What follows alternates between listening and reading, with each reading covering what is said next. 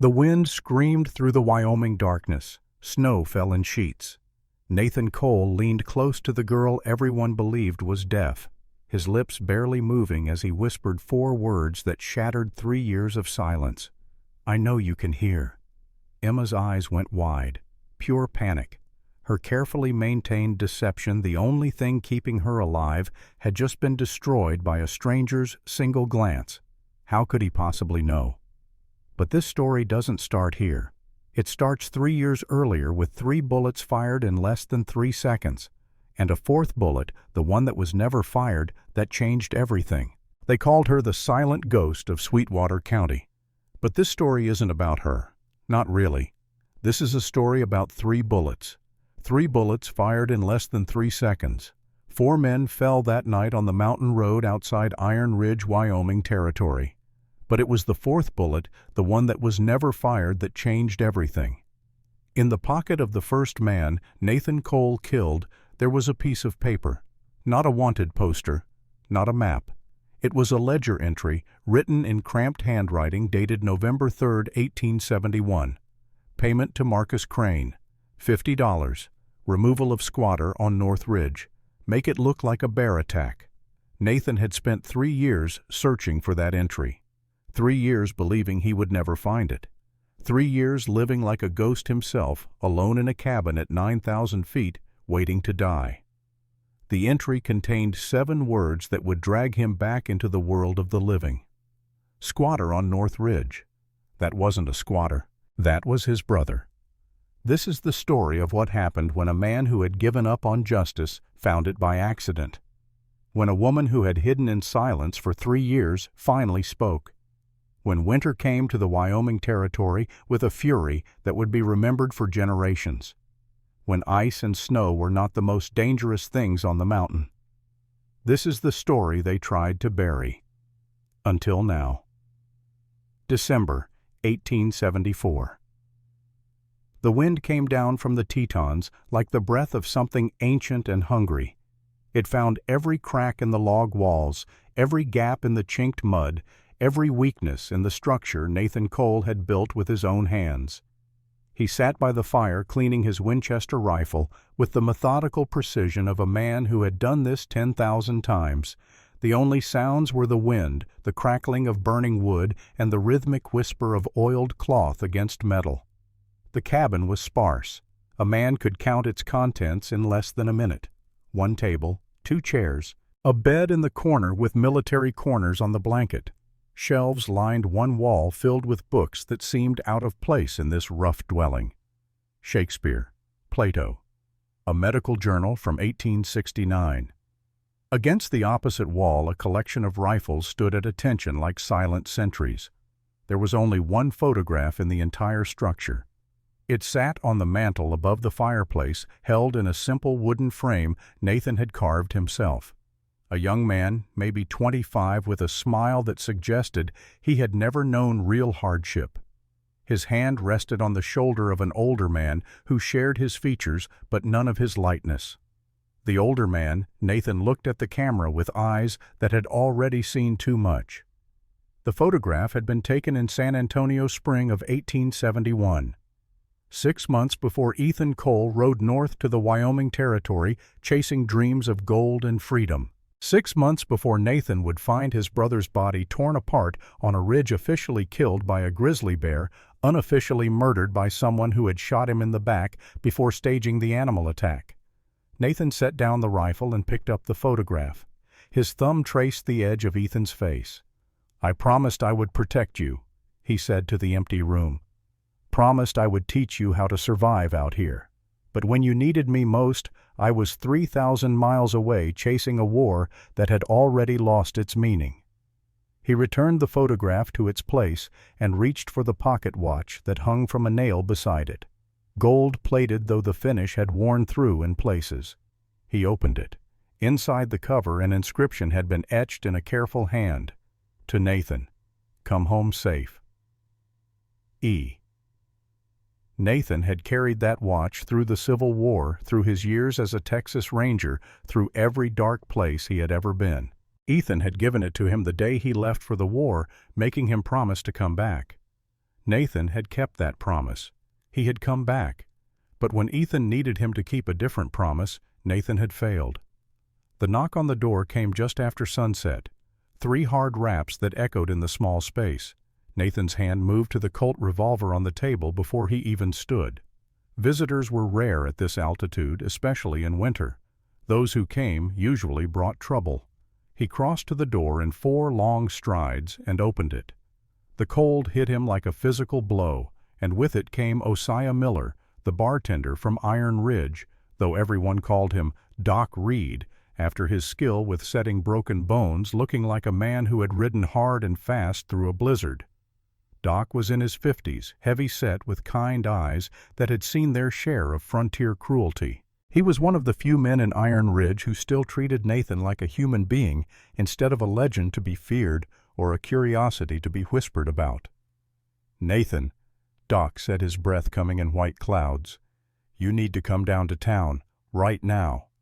Nathan didn't move from the doorway. "I don't have business in Iron Ridge anymore. Walter Grant is selling his daughter in the saloon tonight."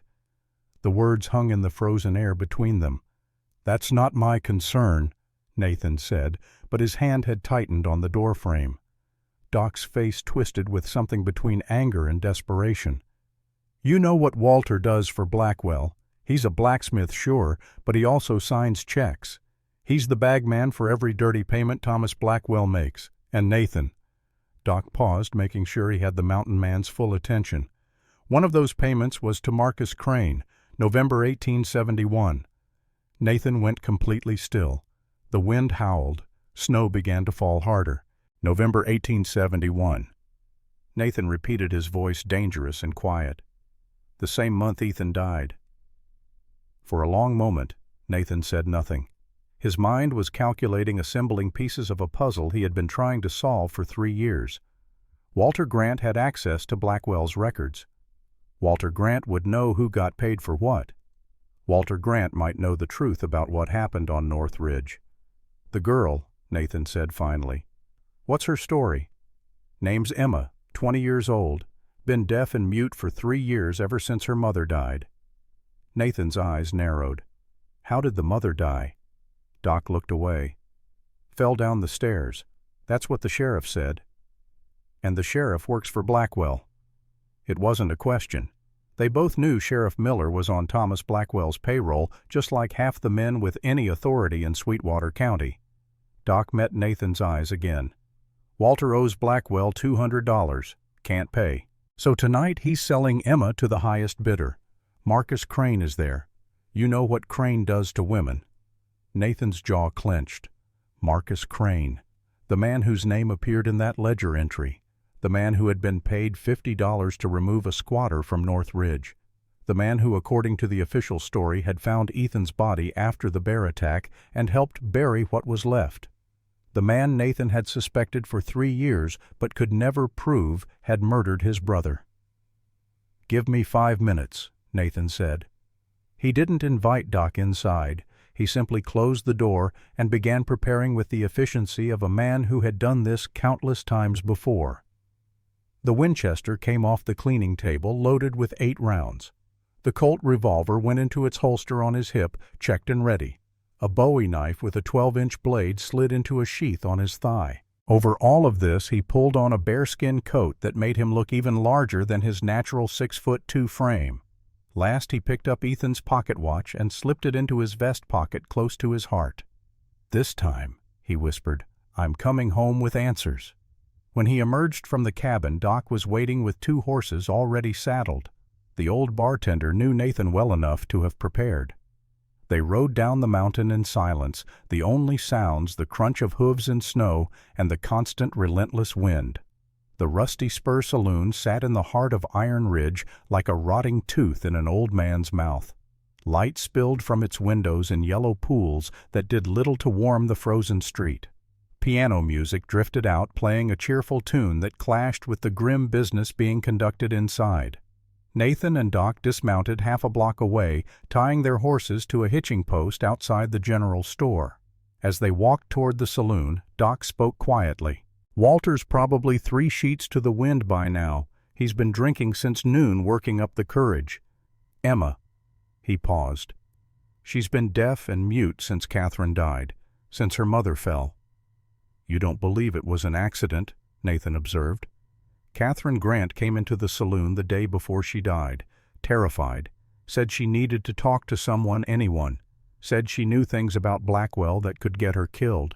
I told her to go to the sheriff." Doc's voice broke slightly. "Next day she was dead, and Emma stopped talking." Nathan processed this as they approached the saloon doors. "The girl saw something. I think she saw everything, and I think she's been hiding in silence ever since, hoping they'd forget about her." "Blackwell doesn't forget." "No, he doesn't." They pushed through the doors together. The warmth hit them first, the smell of unwashed bodies, stale beer, and tobacco smoke. The piano player, a thin man named Pete, had his hands frozen over the keys mid-song. Every face in the room had turned to look at the door, at Nathan Cole, the wolf of the Tetons, the man who hadn't been seen in Iron Ridge in 3 years.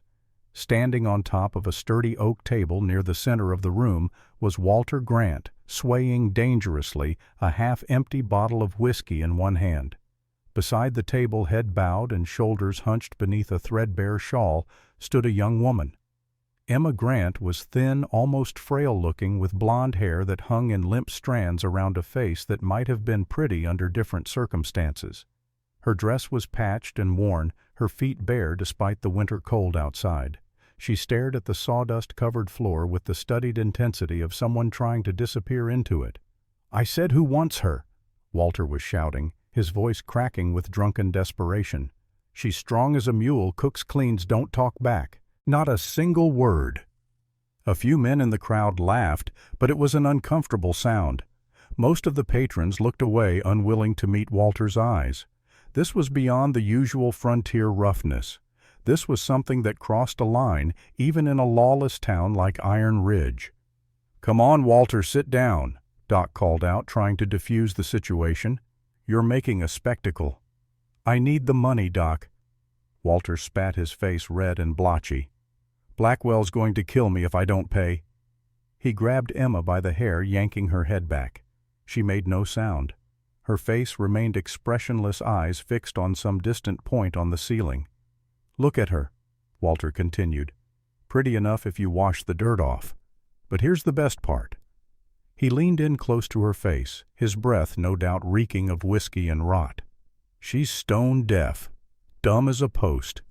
You can do whatever you want, say whatever you want, and she can't tell a soul because she can't hear a damn thing." A ripple of dark laughter moved through the crowd. In a town where secrets were currency and witnesses were liabilities, a woman who couldn't hear or speak had a certain terrible value. From a corner table, Marcus Crane stood up. He was a big man, not as tall as Nathan, but broader through the chest and shoulders. A scar ran through his left eyebrow, the result of a knife fight in his younger days. He wore a gun low on his hip and moved with the casual confidence of a man who knew how to use it. "I'll give you $10, Crane said, his voice carrying easily through the now silent room. Walter's eyes lit up with desperate hope. 10. Make it 20. Mr. Crane, and she's yours right now." Crane walked slowly toward the table, his boots heavy on the wooden floor. He stopped inches from Emma, looking her up and down like a man inspecting livestock. 15, not a penny more." "Sold," Walter practically screamed, already reaching for the money. "She's deaf.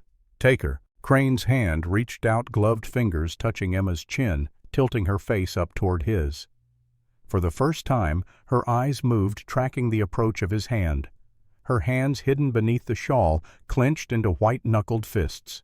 She knew what happened to women who went with Marcus Crane. Everyone in Iron Ridge knew. Some of them came back broken. Some didn't come back at all. The saloon doors exploded open. They hit the walls with such force that 2 of the oil lamps near the entrance guttered and died. A blast of freezing wind and snow swept into the room, extinguishing more lamps, plunging the back half of the saloon into shadow. In the doorway stood a figure that seemed more bear than man. The bearskin coat made Nathan's shoulders impossibly broad. Snow covered him from head to foot, clinging to his thick dark beard, ice crystals catching what light remained. The Winchester rifle was slung over one shoulder. The Bowie knife hung at his thigh, its handle wrapped in leather worn smooth from years of use, but it was his eyes that made men shrink back. Cold, gray as a winter storm, the eyes of a man who had killed and would kill again without hesitation or remorse. The crowd parted. It wasn't a conscious decision. It was instinct, the same instinct that made deer scatter when a wolf entered the clearing. Nathan walked to the bar without looking at anyone. His boots left tracks of melting snow on the floor. He set a heavy leather pouch on the counter, and the bartender, a man named Silas, poured whiskey with shaking hands. "We're in the middle of business here, Mountain Man." Marcus Crane said, his voice sharp with irritation. His hand was still on Emma's arm. "Move along." Nathan drank the whiskey in one swallow. He set the glass down carefully. Then, and only then, did he turn. He looked at Marcus Crane's hand on Emma Grant's arm. He looked at Walter trembling on the table, clutching Crane's money. He looked at the girl, and for just a moment their eyes met. What Nathan saw there surprised him. Not the blank stare of someone deaf and damaged, but the focused intensity of someone watching, calculating, aware. "Let her go," Nathan said.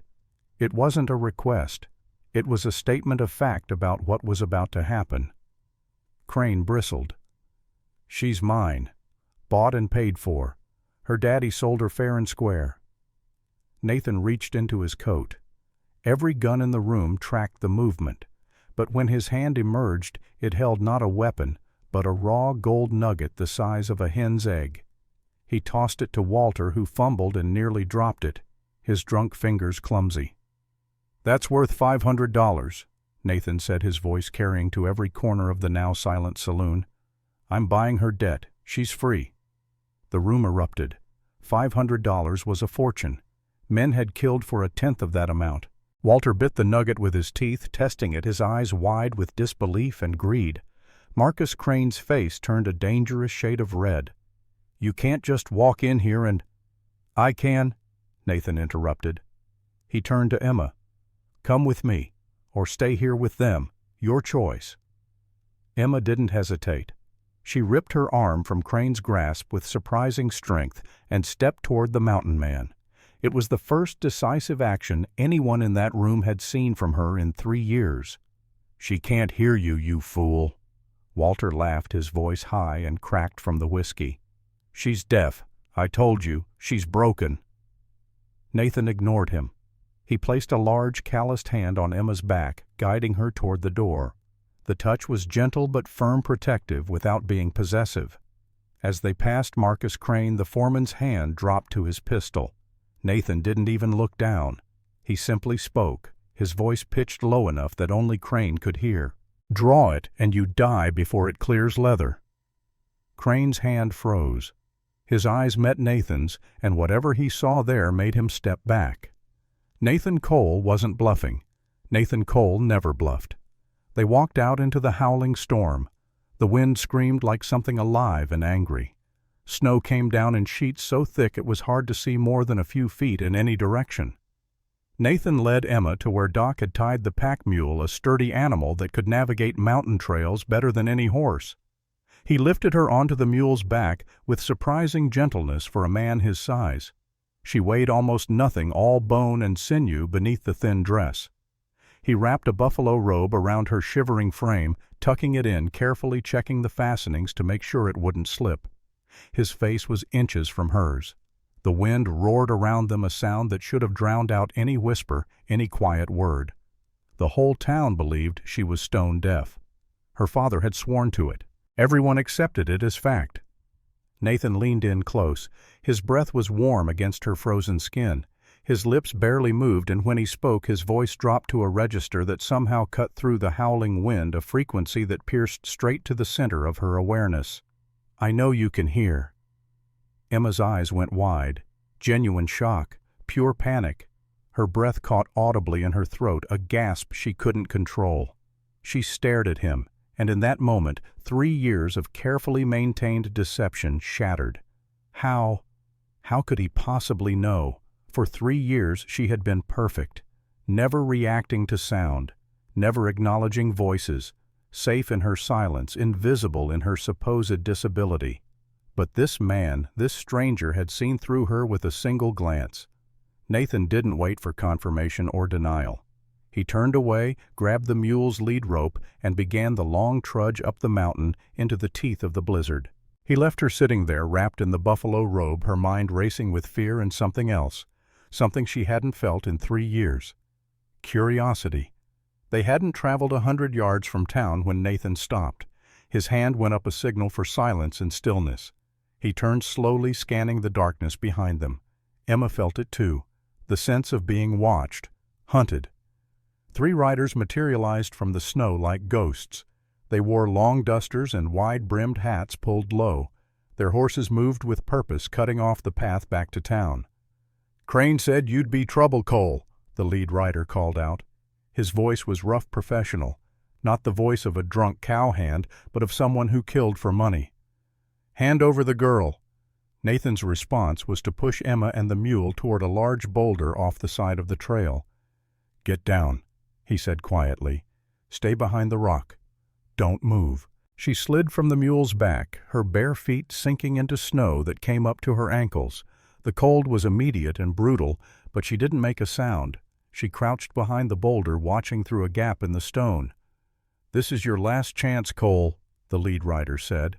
"We don't want trouble, just the girl." Nathan's hand moved to the Colt at his hip. His voice when he spoke was calm and matter-of-fact.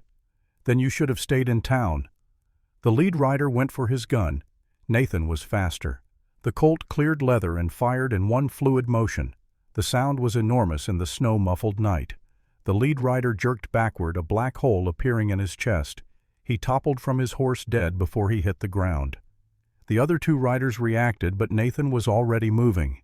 He dropped to one knee, using the mule as cover, and drew the Winchester from his back in a motion so practiced it seemed like magic.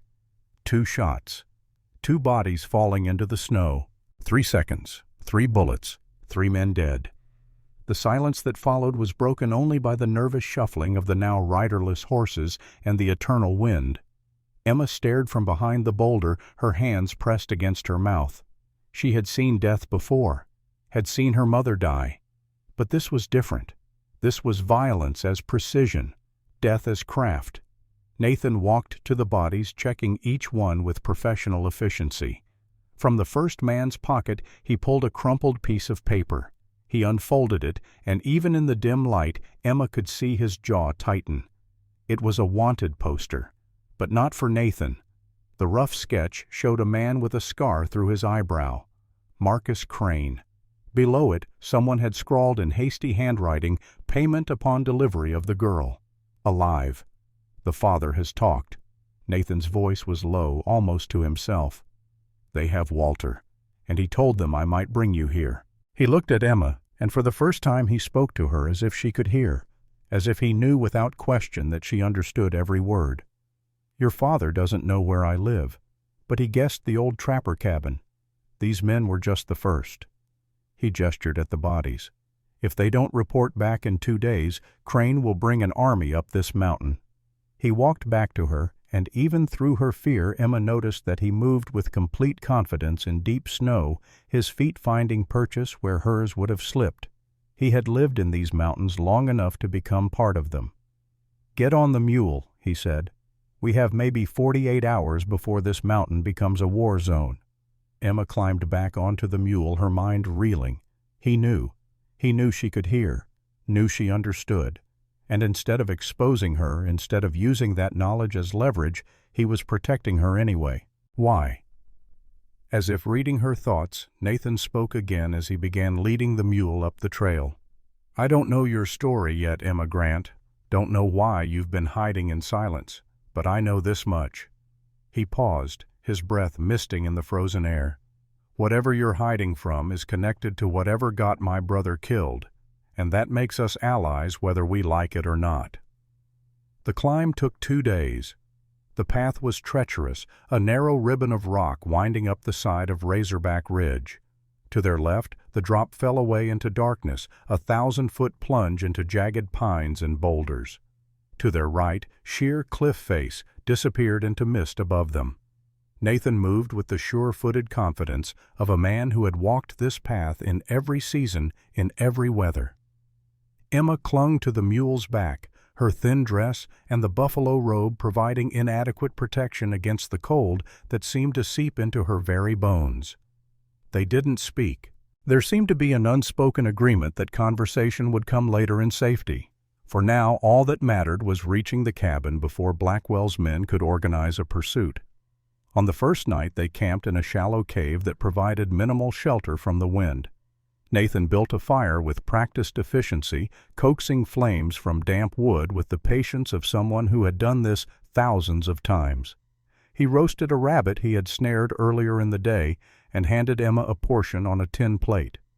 "Eat," he said, not a command. A simple statement. Emma ate. She was starving, had been starving for weeks.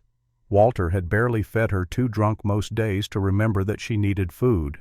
The rabbit was tough and gamey, but it was the best thing she had tasted in months.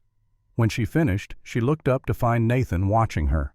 He was carving a piece of wood with a small knife, his hands moving with the same precise efficiency that marked everything he did. But his attention was entirely on her. "You're wondering how I know," he said. It wasn't a question.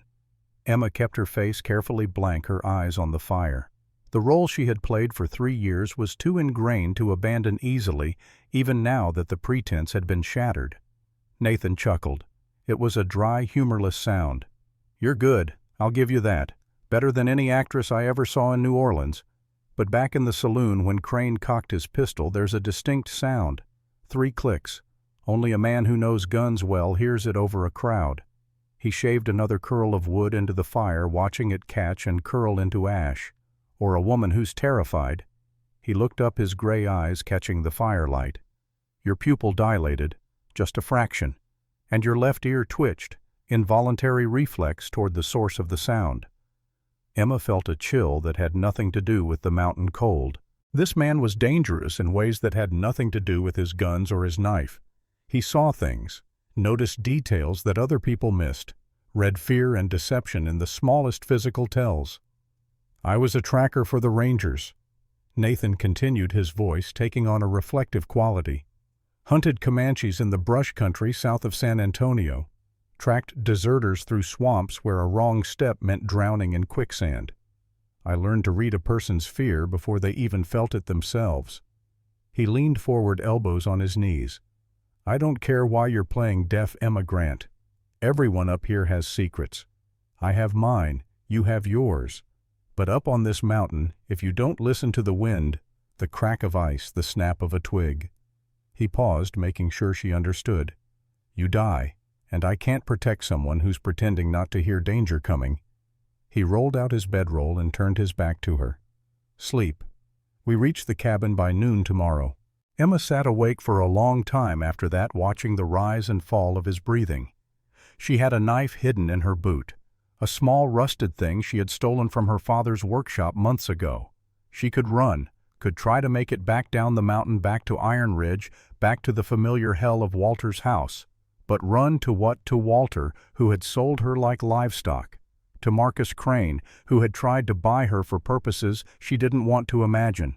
To Thomas Blackwell, whose men had murdered her mother and made it look like an accident. For the first time in 3 years, Emma Grant felt something other than fear and numbness. She felt a spark of curiosity, of possibility.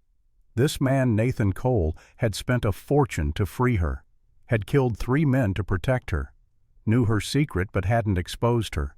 And according to Doc Reed, he had a reason to hate Thomas Blackwell just as much as she did. Maybe, just maybe, she wasn't alone anymore. The next day the storm broke.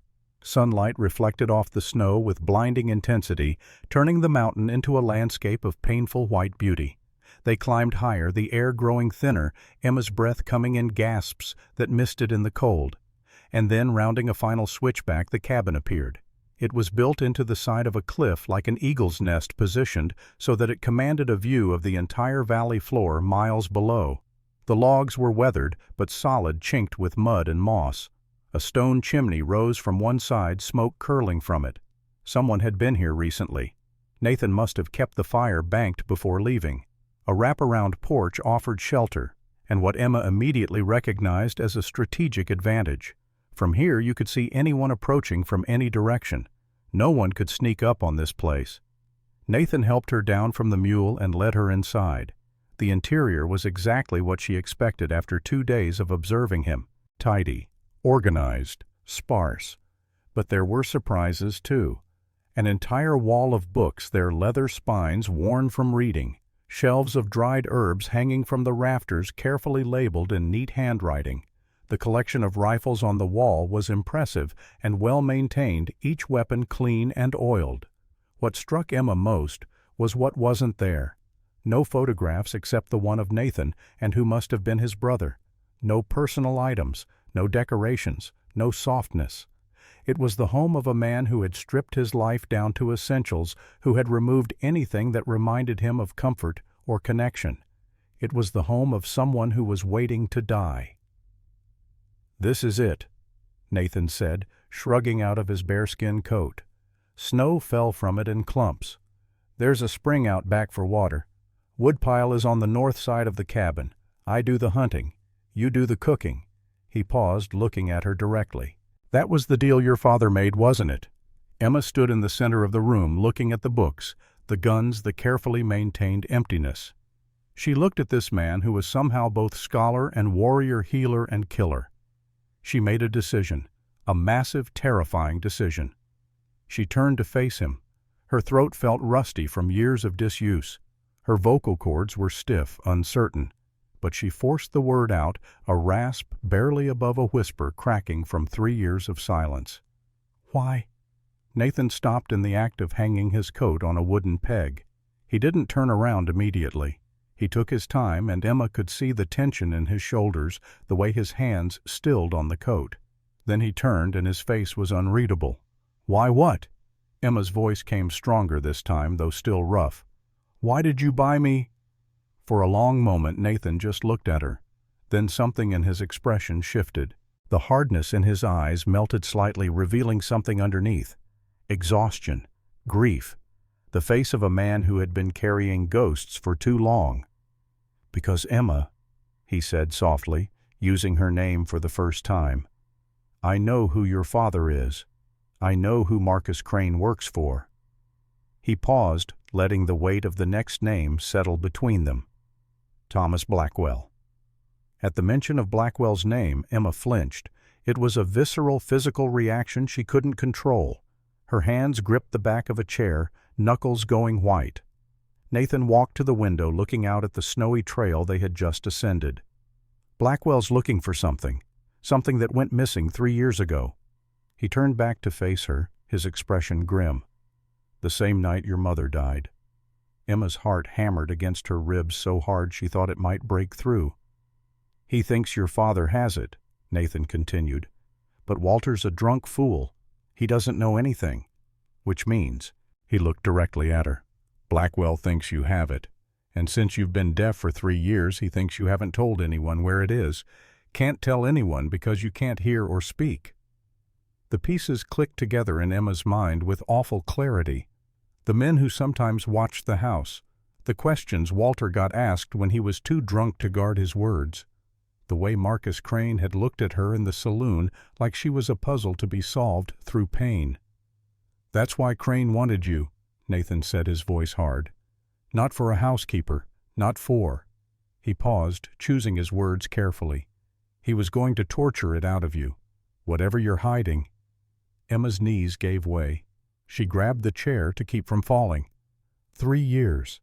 3 years she had run from this moment, hidden from this truth. And now it had found her anyway, dragged back into her life by a stranger who saw too much. "You're safe here," Nathan said, and there was something in his voice that made it more than words. It was a promise, a vow. "But you need to tell me the truth." He moved closer, his eyes searching hers. "Did you take it? Did you take the ledger?" The ledger. The black book her mother had hidden under the floorboards as she bled out on the kitchen floor. the book that contained proof of every murder, every bribe, every stolen acre of land that Thomas Blackwell had committed to build his cattle empire. Emma looked at Nathan Cole, at this man who had just saved her life, this stranger who somehow knew her secret. And she made the second massive decision in the span of an hour. She nodded. Nathan closed his eyes and let out a long, shuddering breath. When he opened them again, he looked older somehow, wearier. "Damn," he whispered. "Then the war isn't over. It's just coming up the mountain." He walked to the fireplace and knelt, reaching up into the chimney. When his hand emerged, it held a pistol wrapped in oilcloth to protect it from moisture. He checked the cylinder methodically, then began pulling rifles down from the wall, laying them out on the table. "How much time do you think we have?" he asked, not looking at her. "Before they figure out where I took you." Emma found her voice again. It was getting stronger, the words coming easier now that the seal of silence had been broken. "A week. Maybe 2 if the snow helps." Nathan nodded. "Then we have 2 weeks to turn you from a victim into a weapon." He finally looked at her, and there was something fierce in his gaze. "You think you can shoot a man, Emma?" Emma thought of her mother's blood soaking into the floorboards, of Walter's drunken betrayal, of Marcus Crane's predatory smile, of Thomas Blackwell, the man whose faceless evil had shaped her entire life. "Teach me," she said. But Nathan wasn't done. "Before we start training, before we plan, I need to know what's in that ledger. I need to understand what we're up against." He gestured to the chair. "Sit, and tell me everything." Emma sat. Her hands were shaking, but she clasped them together in her lap. "Where do you want me to start?" "Start with your mother. How did she really die?" The memory came back with awful clarity. Emma had pushed it down for 3 years, buried it beneath layers of silence and false deafness. But now, speaking it aloud for the first time, it burst out like poison from a lanced wound. "She didn't fall," Emma said. "She was pushed. I saw it. I was upstairs, heard arguing, looked through the banister. 2 men. I couldn't see their faces, but I heard their voices. They wanted something she had. She refused. One of them shoved her, hard. She hit the edge of the stairs and—" Emma's voice broke. "There was so much blood." "And the ledger," Nathan prompted gently. "Before she died, she told me where it was, under the loose floorboard in the pantry, made me promise to hide it, made me promise to make them pay." Tears were streaming down Emma's face now, the first tears she had allowed herself in years. "But I was 17, alone, scared. So I hid the book and I hid myself. If they thought I was deaf, they'd think I hadn't heard anything, hadn't seen anything, couldn't tell anyone anything." "Smart," Nathan said. "Probably saved your life." "For 3 years, until tonight." Emma wiped her eyes with the back of her hand. "Where is it now? The ledger?" "Hidden. Safe." Emma hesitated, then reached under her dress. She had sewn a hidden pocket into the lining against her skin where no man would dare search without killing her first. She pulled out the black leather book, blood-stained and worn. "I've carried it on my body for 3 years, never let it out of my reach." "I need to see it," Nathan confirmed, "because I think there's something in that book, something that connects to my brother's death." Emma looked up sharply. "Your brother?" Nathan was silent for a long moment. Then he walked to the mantel and took down the photograph. He brought it to Emma, pointing to the younger man in the image. "Ethan Cole, my little brother, came to Wyoming Territory in the spring of 1871 to prospect for gold. I told him to stay off Blackwell's land. He didn't listen, always was stubborn." His finger traced the edge of Ethan's face in the photograph. "They found him in November, on North Ridge, body torn apart. Sheriff Miller said it was a grizzly bear attack. Case closed. Tragic accident." "But you don't believe that," Emma said. "I didn't believe it then, and I sure as hell don't believe it now. Grizzly doesn't shoot a man in the back before it mauls him. And Ethan had a bullet wound. I saw it before they buried him, though Miller tried to hide it." Nathan's voice was tight with barely controlled rage. "I've spent 3 years trying to find proof, trying to find who killed him and why. But there are no witnesses in the high country, no evidence, nothing but suspicion and rage. He looked at Emma. Until tonight, until those men had that note in their pocket. Payment to Marcus Crane for removal of squatter on North Ridge. Understanding dawned on Emma's face. You think the ledger has proof? Proof of who killed your brother? I think, Nathan said carefully, that if Blackwell wanted Ethan dead, and if he paid Crane to do it, that payment would be in the ledger. Your mother kept meticulous records, didn't she? Every payment, every bribe, every crime. Emma stood up. I'll get it. The ledger. You should see it.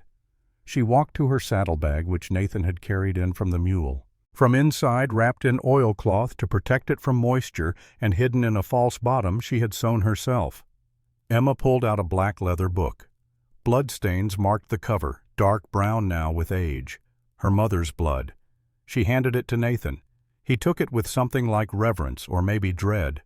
He sat down at the table and opened it, and Emma watched his face as he began to read. The entries were written in Catherine Grant's precise handwriting. Dates, names, amounts. A litany of corruption and crime spanning 10 years. October 12, 1871. Payment to Sheriff Miller, $200. Silence regarding fire at O'Malley Ranch. October 24, 1871. Payment to Judge Harkins, $300. Dismissal of land dispute in favor of Blackwell Cattle Company. November 3, 1871. Payment to Marcus Crane, $50. Removal of squatter on North Ridge. Make it look like a bear attack. Nathan stopped reading. His finger rested on that line. November 3rd. The entry that changed everything. He read it again and again. And Emma watched as something broke inside him, some last hope that maybe it had been an accident. Maybe Ethan had just been in the wrong place at the wrong time. Read that line again, Nathan said, his voice barely above a whisper. Out loud. Emma leaned over and read. November 3rd, 1871. Payment to Marcus Crane, $50. Removal of squatter on North Ridge. Make it look like a bear attack. Nathan's jaw clenched. His hands gripped the edge of the table so hard his knuckles went white. For a moment, Emma thought he might break the wood. The squatter on North Ridge, Nathan said, each word forced out through clenched teeth. That wasn't a squatter. That was my brother, Ethan. The silence that followed was heavy and terrible. Emma stood beside Nathan, watching him process 3 years of grief and uncertainty, crystallizing into hard, cold certainty. His brother hadn't died in a random animal attack. He had been murdered for $50. Finally, Nathan spoke. Marcus Crane killed Ethan for $50, on Thomas Blackwell's orders. He looked up at Emma, and his eyes were wet. 3 years I've been trying to find out who. 3 years of suspicion without proof, and it was right here, in this book. He stood abruptly, nearly knocking the chair over. He walked to the window, staring out into the darkness. Emma could see his reflection in the glass, could see the war being fought inside him between grief and rage. I'm sorry, Emma said quietly. About your brother. Ethan was. Nathan's voice broke. He paused, gathered himself. He was supposed to stay in Texas. Had a good job. A girl who loved him. But I wrote him letters. Told him about the mountains. About the gold. About the freedom up here. He turned back to face Emma. I brought him here. And that got him killed. You didn't kill him, Emma said firmly. Marcus Crane killed him. On Blackwell's orders. But if you hadn't written those letters, if Ethan hadn't come to Wyoming, Marcus Crane still would have been a murderer. Blackwell still would have been a criminal. All that would be different is that you wouldn't know about it. You wouldn't have a chance to make them pay. Nathan looked at her, really looked at her for the first time since she had started speaking. He saw strength there, resolve, the same fire that must have kept her alive and sane through 3 years of enforced silence. We make them pay together, he said. Together, Emma agreed. Nathan returned to the table and the ledger. There's more, he said, more crimes, more murders, more proof. He flipped through pages and Emma watched his eyes widen as he took in the scope of Blackwell's empire of corruption. "This is enough to hang him 10 times over," Nathan said. "If we can get it to someone who will act on it, a federal marshal maybe, someone outside Blackwell's reach." "The nearest federal marshal is in Laramie," Emma said. 3 days' ride in good weather." "A week in winter," Nathan added. "And Blackwell will have men watching the roads." He closed the ledger carefully. "But that's a problem for later. Right now the immediate problem is that Crane is going to send more men, better men, and they're going to come up this mountain looking for you and for this book." He walked to the gun rack and pulled down the Winchester. "You said you wanted me to teach you to shoot. We start tomorrow at dawn. Because Emma—" He looked at her with absolute seriousness. "When they come, and they will come, you need to be ready to kill or be killed. There's no middle ground anymore." Emma nodded. She understood. The time for hiding was over. The time for silence was over. Now was the time to fight. "There's one more thing," Nathan said. He reached into his vest pocket and pulled out a gold pocket watch. He opened it, showing Emma the inscription inside. "To Nathan. Come home safe. E. Ethan gave me this before I went to war. Made me promise to come back." Nathan's thumb traced the engraved letters. "I kept that promise. I came back. But when he needed me to keep a different promise, when he needed me to protect him, I failed." He looked at Emma. "I won't fail again. Whatever it takes, however long it takes, we're going to use that ledger to destroy Blackwell. And we're going to make Marcus Crane pay for what he did. I swear it on Ethan's memory." Emma felt something settle in her chest. Purpose. Direction. For 3 years she had been running, hiding, surviving. But survival wasn't enough anymore. It was time for justice. "How do we start?" she asked. Nathan smiled. It was a hard smile without warmth, the smile of a man contemplating violence. "First we make you dangerous. Then we make them come to us on our terms. And then—" He closed the pocket watch with a soft click. "We finish this." Outside the wind howled. Snow began to fall again, heavy and thick. The mountain was sealing them in, cutting them off from the world below. In the cabin, Nathan began explaining the basics of marksmanship, while Emma listened with the focused intensity of someone whose life would depend on these lessons. Neither of them knew that at that very moment in Iron Ridge, Marcus Crane was assembling a group of his best men, that Thomas Blackwell had offered a $1,000 bounty for the return of Emma Grant and the Black Ledger, that Doc Reed, the bartender who had brought Nathan down from the mountain, had just been arrested and was being questioned about what he knew. The war was coming. But for tonight, in a cabin at 9,000 feet, a broken man and a silent girl began the process of becoming something else, something dangerous, something that Thomas Blackwell and his empire should fear. The fire crackled, the wind howled, and in the mountains of Wyoming in the bitter winter of 1874, the reckoning began. Dawn came late to the high country. The sun had to climb over 3 mountain ranges before its light touched the cabin on Razorback Ridge, and even then it was a pale, weak thing that did little to warm the frozen world. Nathan was already awake. He had slept perhaps 3 hours, his body trained by years of frontier living to function on minimal rest. He stood on the porch in the pre-dawn darkness, watching the valley below for any sign of movement. Torches, campfires, the distant glow that would mean Blackwell's men were coming. Nothing yet, but they would come. It was only a matter of time. Behind him the cabin door opened. Emma emerged wrapped in one of his spare coats that hung nearly to her ankles. Her feet were finally protected by a pair of boots he had found in his supplies too large, but serviceable when stuffed with wool socks. Her blonde hair was pulled back from her face, and in the dim light she looked younger than her 20 years. A girl playing at being a soldier. Nathan would have to change that. Quickly. "Couldn't sleep?" he asked without turning around. "No," Emma said. Her voice was still rough from 3 years of disuse, but it was getting stronger each time she spoke. "Every time I closed my eyes I saw them. The men you killed. The way they fell." "Good," Nathan said, and his voice was hard. "Don't forget it. Don't get comfortable with it.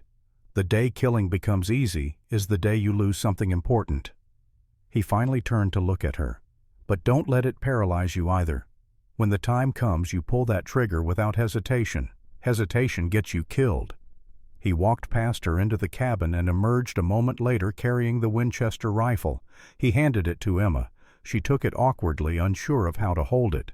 "First lesson," Nathan said. "That rifle weighs 9 pounds. By the end of today, it's going to feel like 90. By the end of the week, it'll feel like 9 again. That's when you'll be ready." He positioned her on the porch, adjusting her stance with the impersonal efficiency of a drill sergeant. Feet shoulder-width apart, left foot slightly forward. Lean into it, don't pull away from the recoil. The stock goes here against your shoulder firm, but not rigid. Your cheek rests here. Your eye lines up with the sight like this.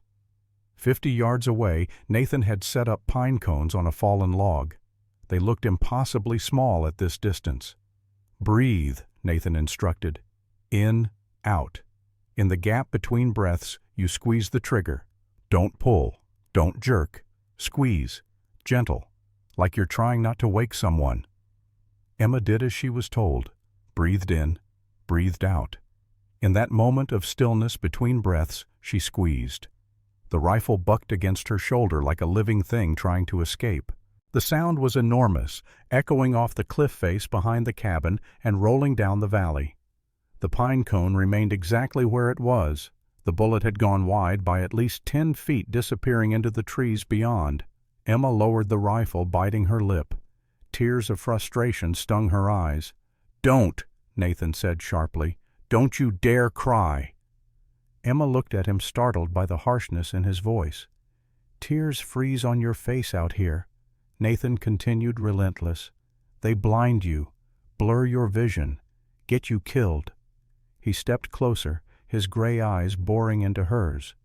"You want to cry? Go back to the saloon. Go back to Walter. Go back to being a victim.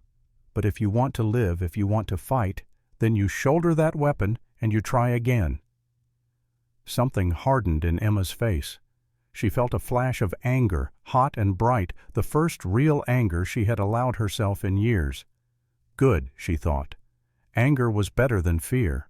Anger could be useful. She jammed the stock back against her shoulder, ignoring the pain of the bruise that was already forming there.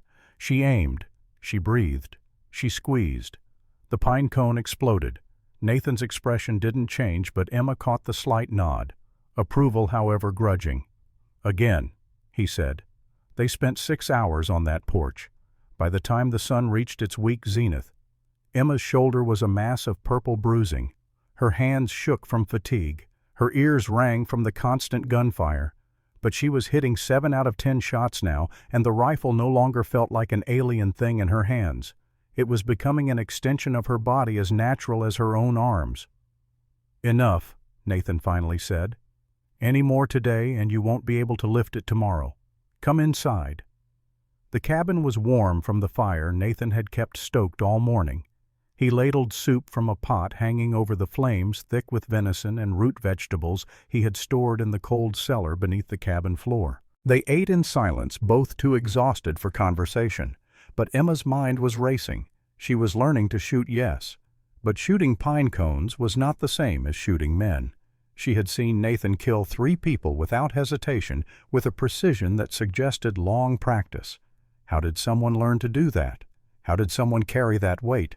"You're thinking too much," Nathan said, setting down his empty bowl. "I can see it in your face." "How do you do it?" Emma asked. "Kill someone and then just eat soup. Sleep. Go on with your day." Nathan was quiet for a long moment. When he spoke, his voice was distant, remembering. "The first man I killed, I was 19 years old. Confederate sharpshooter at the Battle of Shiloh. I could see his face through my scope. Young, maybe younger than me, he was eating an apple." Nathan's hands tightened on the table. I watched him take a bite, saw him smile at something someone said. Then I pulled the trigger and his head came apart like a watermelon. Emma felt her stomach turn. "I threw up," Nathan continued. "Right there in my sniper's nest. Couldn't stop shaking for an hour. Thought I'd never be able to do it again." He looked at Emma. "Then the next day that young Confederate's friends killed 3 of my brothers in arms. And I understood. It's not about being comfortable with killing, it's about protecting the people on your side. It's about survival. You do what you have to do, and then you carry it. The weight never goes away, Emma. You just get stronger. Emma absorbed this. Do you dream about them? The people you've killed. Every single one, Nathan said quietly. But I dream about the people I failed to save more. He stood up, the moment of vulnerability closing like a door. Rest now. Tomorrow we start knife work. After that, tracking and wilderness survival. We have maybe a week before Blackwell's men organize a serious assault. By then, you need to be able to survive on this mountain without me. Without you. Emma's voice sharpened. Where will you be? Hopefully right beside you, Nathan said. But hope isn't a strategy. You need to be able to make it to Laramie alone if necessary, to get that ledger to someone who can use it. He walked to his corner of the cabin and began preparing his own bedroll. The conversation was over, but Emma noticed that he positioned himself between her and the door, protecting her even in sleep. She lay down on the rough blankets he had prepared for her, and for the first time in 3 years, Emma Grant felt something unfamiliar. Safe. Not completely, not entirely, but safer than she had felt since the night her mother died. Outside, the wind picked up. Snow began to fall again, and in the valley below, torches finally appeared, small and distant but moving with purpose, coming up the mountain. The week that followed fell into a brutal rhythm. Dawn, shooting practice, breakfast, knife fighting, lunch, wilderness training, dinner, study of the ledger, planning strategy, sleep, but never much of it. Emma's body, soft from years of near starvation and inactivity, began to change. Muscle appeared in her arms and her shoulders. Her hands, once pale and delicate, became calloused and strong. She learned to skin game without flinching, to find water beneath snow, to read weather in the shape of clouds and the behavior of birds. But more than her body changed, the way she moved became different, more balanced, more aware. She found herself constantly scanning her surroundings, noting exits and cover, identifying threats. Nathan's training was seeping into her bones, changing how she existed in the world. And something else was changing too.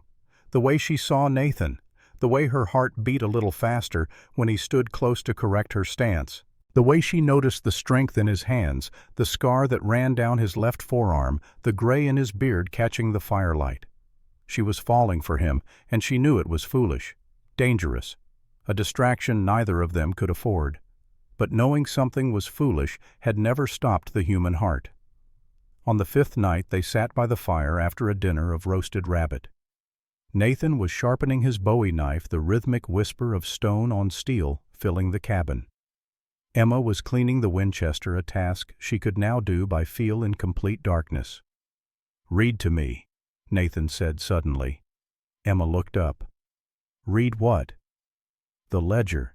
I need to know everything that's in it. Every crime. Every name.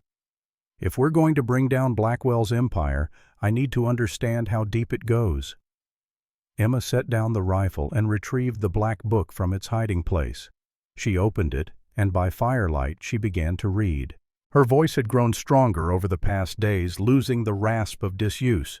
Now it was clear and melodic, almost hypnotic, in the quiet cabin. October 12, 1871. Payment to Sheriff Miller, $200. Silence regarding fire at O'Malley Ranch. 6 people died in that fire. 3 were children. November 18, 1871. Payment to Judge Harkins, $300. Dismissal of land dispute. The Henderson family lost everything. Last I heard, they're begging in Cheyenne. December 8, 1871. Payment to Doc Reed, $100. Silence regarding witness to Northridge incident. Nathan's head snapped up. "Stop! Read that again." Emma repeated it, and she saw Nathan's face darken with something beyond rage. Betrayal. "Doc Reed." Nathan said, his voice like gravel. Doc knew. He knew Ethan was murdered, and he took $100 to keep quiet. Emma watched the pieces click together in Nathan's mind. Doc was the one who brought you down to Iron Ridge that night. "He set me up," Nathan said slowly. "Blackwell wanted me to come down, either to see what I knew or—" He stood abruptly, began pacing. "Or to kill me if I knew too much. But why tell you about me at all? Because Blackwell needed the ledger, needed someone to bring you out of hiding. And who better than the one man in the territory with the skills to protect you? Doc knew I'd never let a girl be sold like livestock, knew my honor would force me to intervene." Nathan's hand went to Ethan's pocket watch, a gesture Emma had noticed he made when upset. "They're using my brother's death as bait, using my need for justice to get what they want." "Then we give them what they want," Emma said. "But not how they expect it." Nathan looked at her, and something passed between them. Understanding. Partnership. Two people who had both been broken by Thomas Blackwell, now forging themselves into weapons of retribution. "Keep reading," Nathan said. "I want to know every name, every crime, every sin in that book." Emma continued through the ledger. The list of Blackwell's crimes was staggering. Murders disguised as accidents, land stolen through legal manipulation, witnesses paid off or silenced permanently, competitors destroyed, families broken, an empire of blood and corruption spanning a decade. When she finally closed the book, the fire had burned low. Nathan sat staring into the embers, his face carved from shadow and firelight. "My brother," he said quietly. "He was supposed to stay in Texas, had a good life there, a job, a girl named Sarah who loved him. They were going to get married." His voice was thick with old grief. "But I wrote him letters, told him about the mountains, the gold, the freedom. I convinced him to come here." "You didn't kill him," Emma said firmly, "but I brought him here, to this place, to Blackwell's territory. If I had just kept my mouth shut, if I had let him live his quiet life in San Antonio," Nathan's fist clenched, "he'd be alive, married to Sarah, maybe have kids by now, but instead he's in a grave on North Ridge because I couldn't leave well enough alone." Emma set down the ledger and moved to sit beside him. It was a bold move, crossing the invisible boundary they had maintained, but she sensed he needed human contact, needed to be pulled back from the edge of his guilt. "Marcus Crane killed your brother," she said, "on Thomas Blackwell's orders. They killed him because he saw something he shouldn't have, because he was in the wrong place at the wrong time. That's not your fault. But if you hadn't written those letters, if Ethan hadn't come to Wyoming, Marcus Crane still would have been a murderer. Blackwell still would have been building his empire on corpses. All that would be different is you wouldn't know about it. You wouldn't have a chance to stop it from happening to someone else." Nathan turned to look at her, and she saw the anguish in his eyes. The weight of 3 years of guilt and isolation. "I promised him I'd protect him. Big brothers are supposed to protect their little brothers. And I failed." "You didn't fail," Emma said, her hand finding his on the rough wood of the bench. "You weren't there. You couldn't have known. But you're here now, and you're going to make the people who killed him pay. That's not failure. That's honor." Their hands remained touching. Neither pulled away. The fire crackled. Outside, an owl called hunting in the night. Nathan's eyes moved from their joined hands to Emma's face. He looked at her like he was seeing her for the first time. Not the broken girl from the saloon, not the student he was training, but a woman. Strong, determined, beautiful in the firelight. Emma felt her breath catch. The air between them seemed to thicken, to crackle with an energy that had nothing to do with the fire. Nathan leaned closer. Emma didn't pull back. His free hand came up to touch her face, rough fingers gentle against her cheek. His eyes asked a question. Emma's answer was to lean in as well, closing the distance between them to mere inches. She could feel his breath on her lips, could smell wood smoke and leather and something uniquely him. Her heart was pounding so hard she thought he must hear it. His lips were a fraction of an inch from hers when he stopped, pulled back, stood up abruptly, nearly knocking over the bench. "You should sleep," he said, his voice rough and strained. "We're checking the trap lines at dawn." He retreated to his corner of the cabin, turning his back to her. The rejection was clear and absolute. Emma sat alone by the dying fire, her hand still tingling from his touch, her lips aching from the kiss that never happened. She wanted to be angry, wanted to demand an explanation, but she could see the tension in his shoulders, the way his hands clenched and unclenched. He was protecting her, even from himself, especially from himself. Nathan Cole was a man who had lost everyone he'd tried to protect.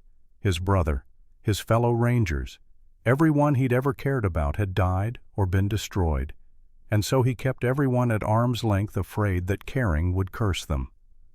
Emma lay down on her bedroll, but sleep was a long time coming. When it finally did, she dreamed of a kiss that tasted like smoke and snow and possibility. Morning came with crystalline clarity, the sky a blue so deep it hurt to look at. Nathan was already up preparing supplies for checking his trap lines. Small game snares were how he survived up here through the long winters. Rabbit, squirrel, occasionally a fox or marten whose pelts he could trade in town for supplies. Emma emerged from the cabin, and they did not speak of the night before. They fell into the comfortable silence of two people who had learned to work together, gathering rope and knives and the leather sacks for carrying whatever game they found. The forest was beautiful in its frozen stillness. Snow hung heavy on pine branches, occasionally falling in soft whispers that sounded like distant voices. Their breath puffed white in the air. The only sounds were the crunch of their boots and the calling of winter birds. Nathan moved through the forest like a ghost, reading signs that Emma was only beginning to understand. A depression in the snow here meant a deer had bedded down for the night. Scratch marks on that tree meant a bear, though hopefully still hibernating. The tracks of a mountain lion, thankfully old and heading away from the cabin. They found the first 3 traps empty, sprung but without game. The 4th held a rabbit frozen solid. Nathan reset the trap with efficient movements, then moved to the 5th. He stopped. Emma nearly ran into his back. "What is it?" she whispered. Nathan's hand went to the rifle on his back. "The trap's been triggered, but there's no rabbit." He knelt, studying the snow around the trap. Emma watched his face change as he read the story written in disturbed snow and broken branches. "Wolves," he said quietly, "took the rabbit. Fresh tracks. Less than an hour old. Should we go back?" "Not yet. I need to check the last 3 traps. But stay close. Don't make sudden movements. And if I tell you to do something, you do it without question. Understood?" Emma nodded. Her hand went to the pistol Nathan had given her to carry. Loaded. Safety off. Ready. They found the 6th trap destroyed, torn apart by powerful jaws. The 7th was the same. At the 8th trap, they found the deer. It was a young buck, perhaps 2 years old. It had been torn open, its entrails steaming in the cold air. The kill was fresh, very fresh, and it hadn't been a clean kill. The deer had been savaged, torn apart more than was necessary for a simple meal. Nathan studied the ground around the carcass. When he looked up, his face was grim. "Pack. 5, maybe 6 wolves. They're starving. Bad winter game is scarce." He stood slowly. "And they know we're here." As if summoned by his words, they appeared. 5 gray wolves emerging from the trees like smoke made solid. The alpha was massive, easily 150 pounds, with yellow eyes that held a cold intelligence. The others were smaller, but no less dangerous, ribs showing beneath their winter coats. "Don't run," Nathan said, his voice calm despite the situation. "Ever. Wolves chase runners. Makes you pray." He handed Emma his pistol, keeping the rifle for himself. "If I go down, you shoot the alpha, right between those yellow eyes. Then you run for the cabin as fast as you can. Don't look back. Don't stop. Do you understand?" "I'm not leaving you," Emma said, her voice shaking but determined. Nathan's mouth twitched in what might have been a smile under different circumstances. "Stubborn woman." The alpha wolf circled, assessing. Nathan raised the rifle and fired a warning shot into the air. The sound echoed through the forest. The wolves scattered, but they didn't leave. They regrouped 50 yards away, watching, waiting. "They're too hungry to scare off," Nathan said, "and there's 5 of them to 2 of us. They think they can win." The alpha made its decision. It charged. Nathan met it with the rifle stock, bringing the heavy wooden butt down on the wolf's skull with bone-crushing force. The animal yelped and staggered, but two more wolves were already attacking from the side. Nathan spun, using the rifle like a club. One wolf caught a blow to the ribs and limped away. The other latched onto the stock of the rifle with its jaws, trying to wrench the weapon away. Emma saw the third wolf circling toward her. Yellow eyes locked on her, calculating. Seeing her as the weaker prey, it lunged. Emma didn't think, didn't aim carefully like Nathan had taught her. She simply raised the pistol and fired. The wolf dropped mid-leap, a hole between its eyes. It hit the snow 3 feet from Emma, twitched twice, and went still. Emma stared at it, shocked that she had actually hit it, shocked that she had killed it. Her first kill beyond the men on the trail, and this one she could see, could smell the blood and gunpowder. "Emma, behind you!" Nathan's shout snapped her back to awareness. The alpha had recovered and was charging straight at her jaws, open yellow teeth gleaming. Nathan's hand went to the Bowie knife at his thigh. In one smooth motion he drew and threw. 30 feet. The blade spun through the air and buried itself to the hilt in the alpha's shoulder. The wolf crashed into the snow, howling. The remaining pack members grabbed their wounded leader and dragged it back into the trees. In moments they had vanished like they had never been there. Nathan rushed to Emma's side. "Are you hurt? Did it touch you?" Emma shook her head.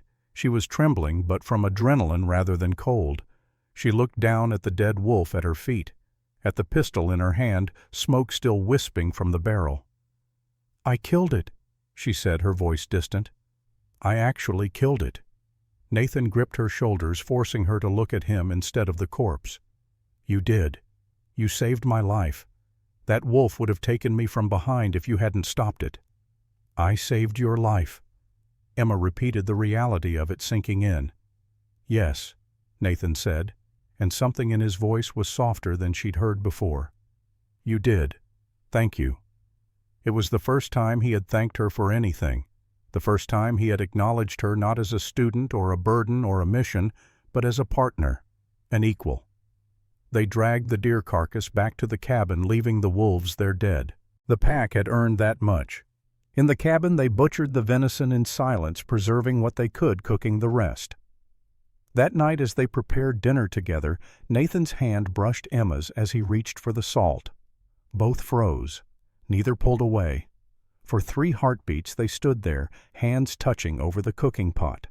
Then Nathan pulled back, as he always did. But Emma saw the conflict in his eyes, the want battling the fear, the loneliness fighting the certainty that caring for someone meant losing them.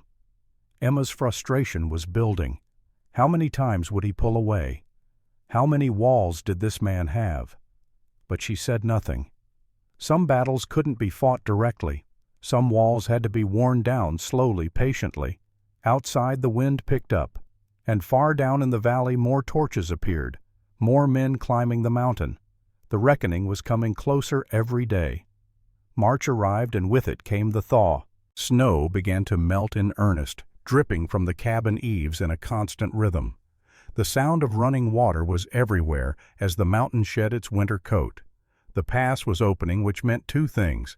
They could leave if they needed to, but so could Blackwell's men reach them. Nathan became increasingly restless. He slept in shifts now, never more than 3 hours at a time. More often than not, Emma would wake in the night to find him on the porch, rifle across his lap, watching the trail below. "They won't come as an army," he told her one morning. "Blackwell's too smart for that. He'll send scouts first, trackers, men who know how to move quietly in the mountains."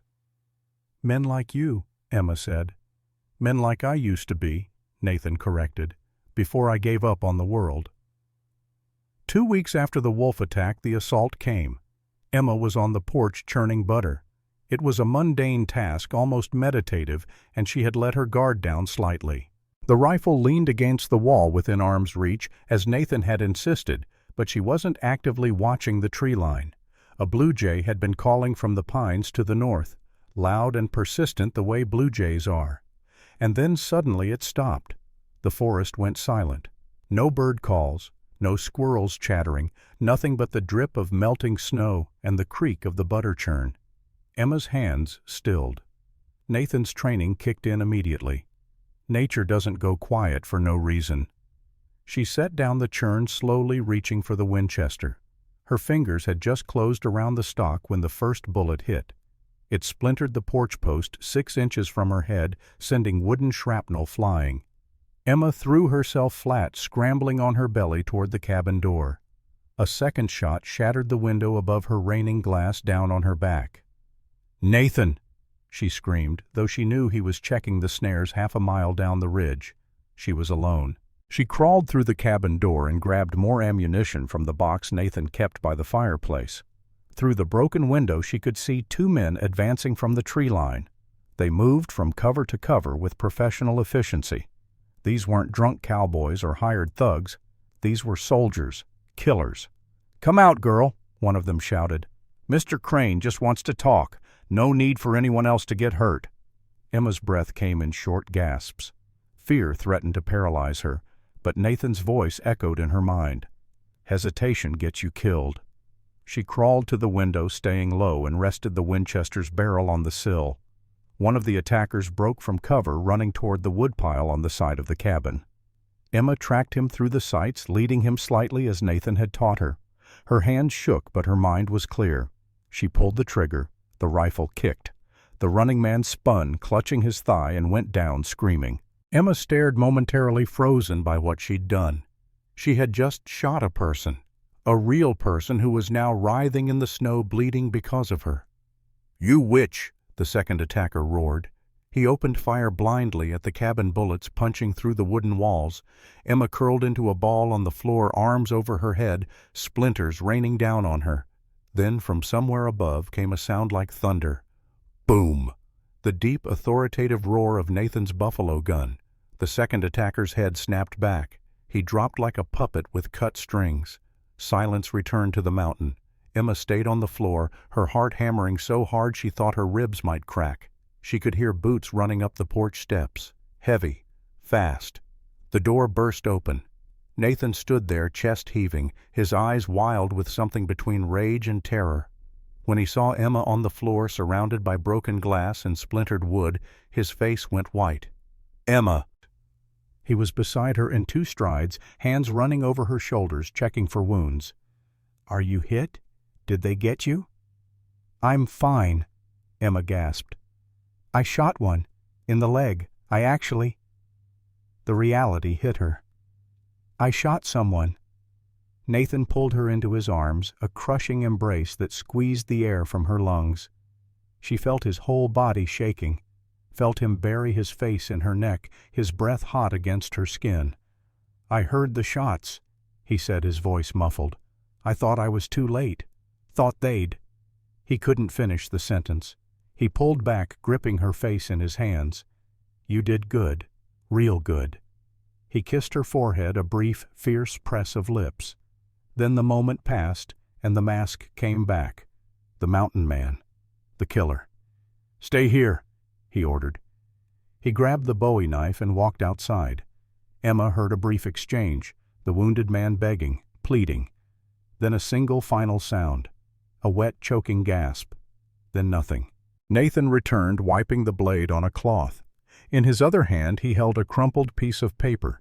He unfolded it, and his expression darkened. "What is it?" Emma asked, standing on shaky legs. Nathan held up the wanted poster, the same sketch of Marcus Crane. But the handwritten message was different this time. Payment upon delivery of the girl. Alive. The father has talked. "They have Walter," Nathan said grimly, "and he told them where we might be. Not exactly, but close enough." He paced the small cabin, his mind working through tactical scenarios.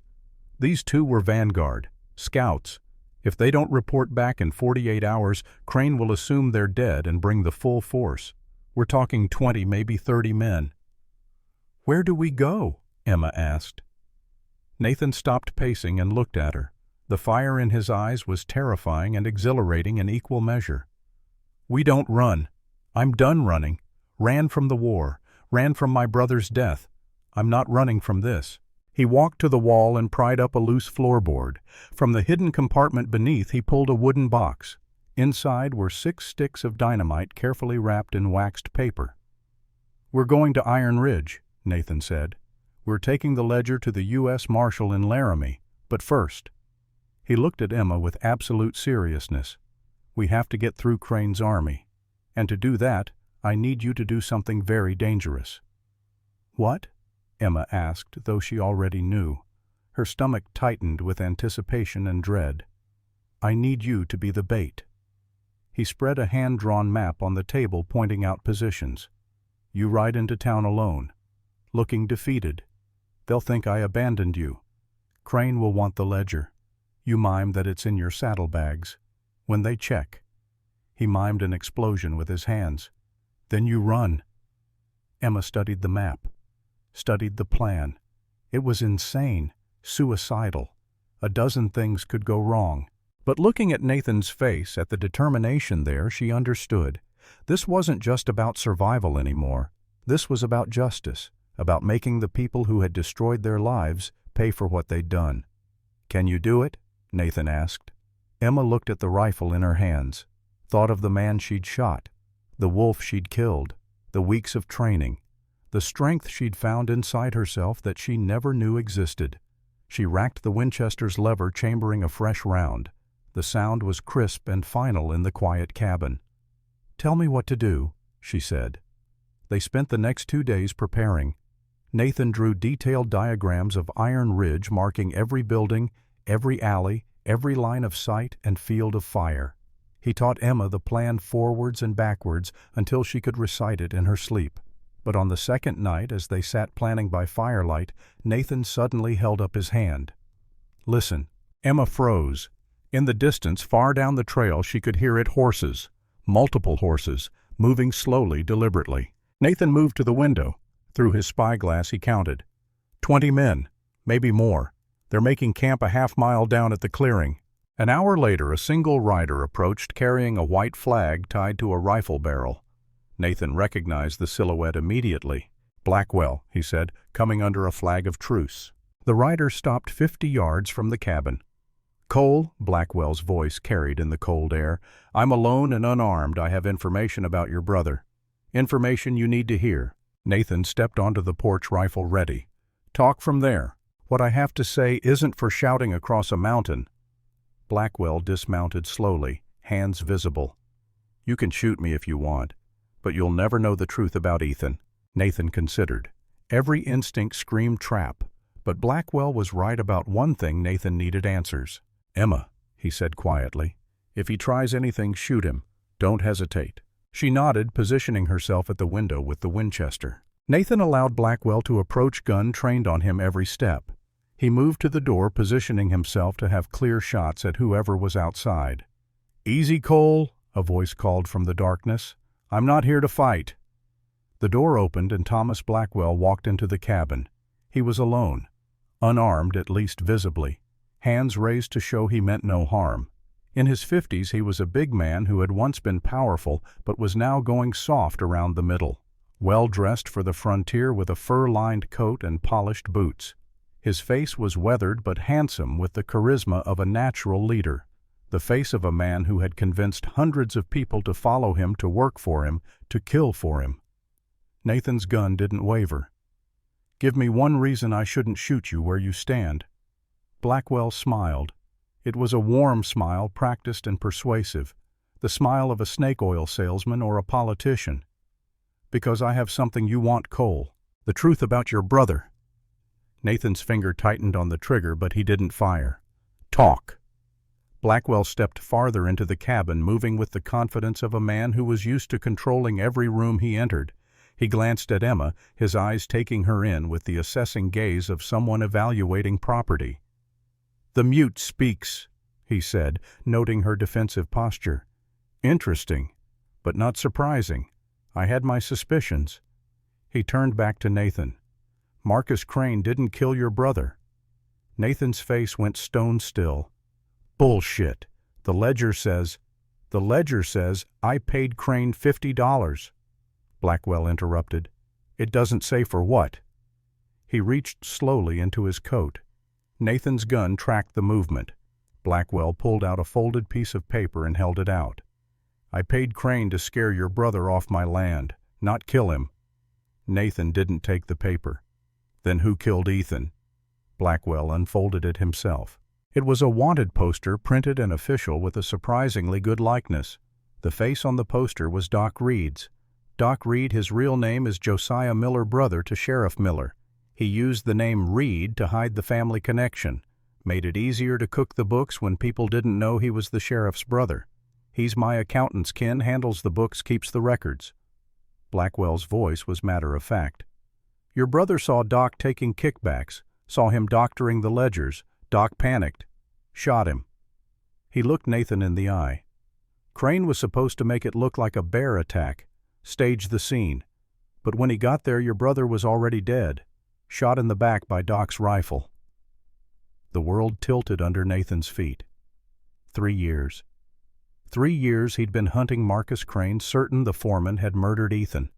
3 years of rage directed at the wrong man. "Why should I believe you?" Nathan said, his voice hoarse. "Because Doc is why I'm here," Blackwell said.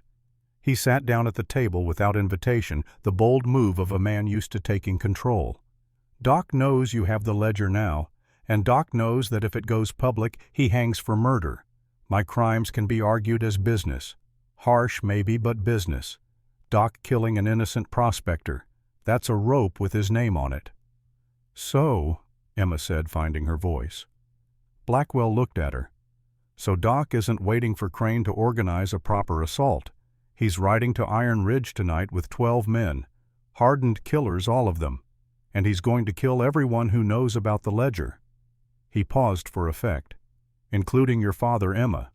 Walter's in a cell right now. Doc has him. And he'll torture him until Walter confirms what's in that book. Then he'll kill him. Kill Crane. Kill anyone who can connect him to the truth." Nathan's mind was racing, assembling pieces. "And you can stop him. I have the power, the men. I can protect Walter, protect the witnesses. But—" Blackwell leaned back in his chair.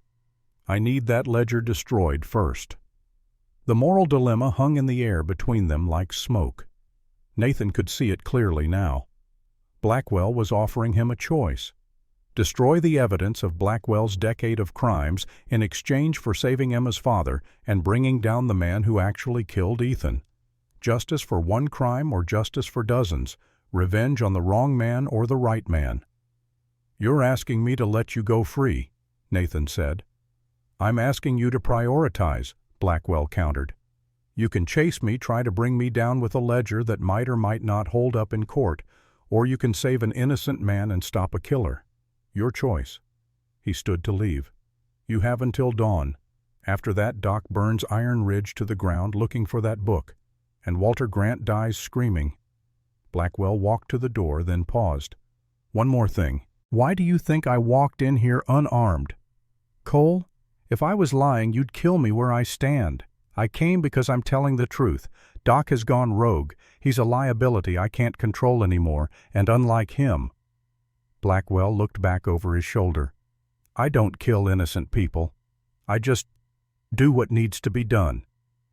He walked out into the night, leaving Nathan and Emma staring at each other across the cabin. "You can't trust him," Emma said immediately. "I know," Nathan replied. But he was staring at the wanted poster for Doc Reed, his mind turning over everything he thought he knew. Even if he's telling the truth about Doc, this is a trap. He just wants the ledger destroyed. "Probably," Nathan agreed. "But Emma, what if he's right about your father? What if Walter dies because I chose revenge over saving him?" Emma wanted to say she didn't care. Wanted to say that Walter had sold her, betrayed her, that he deserved whatever happened. But the words wouldn't come. Because despite everything, despite 3 years of abuse and neglect, he was still her father. Nathan paced the small cabin. "We don't destroy the ledger, but we use it. We make copies of the key pages. Give Blackwell the original, let him use his power to save Walter. We keep the copies to take down Doc. And after Doc is dead—" "After Doc is dead," Nathan said, his voice hard, "we come back for Blackwell. With or without the ledger, there are witnesses, people who know. We can still bring him down." "Will he keep his word?" Emma asked. "About helping?" "No," Nathan said, "which is why we're going to make sure he doesn't have a choice." They spent the rest of the night copying pages from the ledger by candlelight. The entries about Ethan, about Catherine Grant, the most damning crimes. Emma's hand cramped from writing, but she didn't stop until they had a complete record of Blackwell's worst sins. When dawn came, they had a plan. Risky, maybe suicidal, but a plan nonetheless. Nathan stood on the porch as the sun rose, watching Blackwell's camp in the valley below. The cattle baron had been true to his word about one thing. He was mobilizing his men, forming a perimeter between the cabin and Iron Ridge. Emma came to stand beside Nathan. In the cold morning light, with her hair pulled back and determination in her eyes, she looked nothing like the broken girl from the saloon. She looked like a warrior, a survivor, someone who had been forged in the fires of loss and had come out stronger. "Are you ready?" Nathan asked. Emma checked the pistol at her hip, the knife in her boot, the rifle across her back. "No," she said honestly. "But I'm doing it anyway." Nathan nodded. That was good enough. Bravery wasn't the absence of fear. It was acting despite it. They descended the mountain as the sun climbed higher, riding toward Iron Ridge and whatever waited for them there.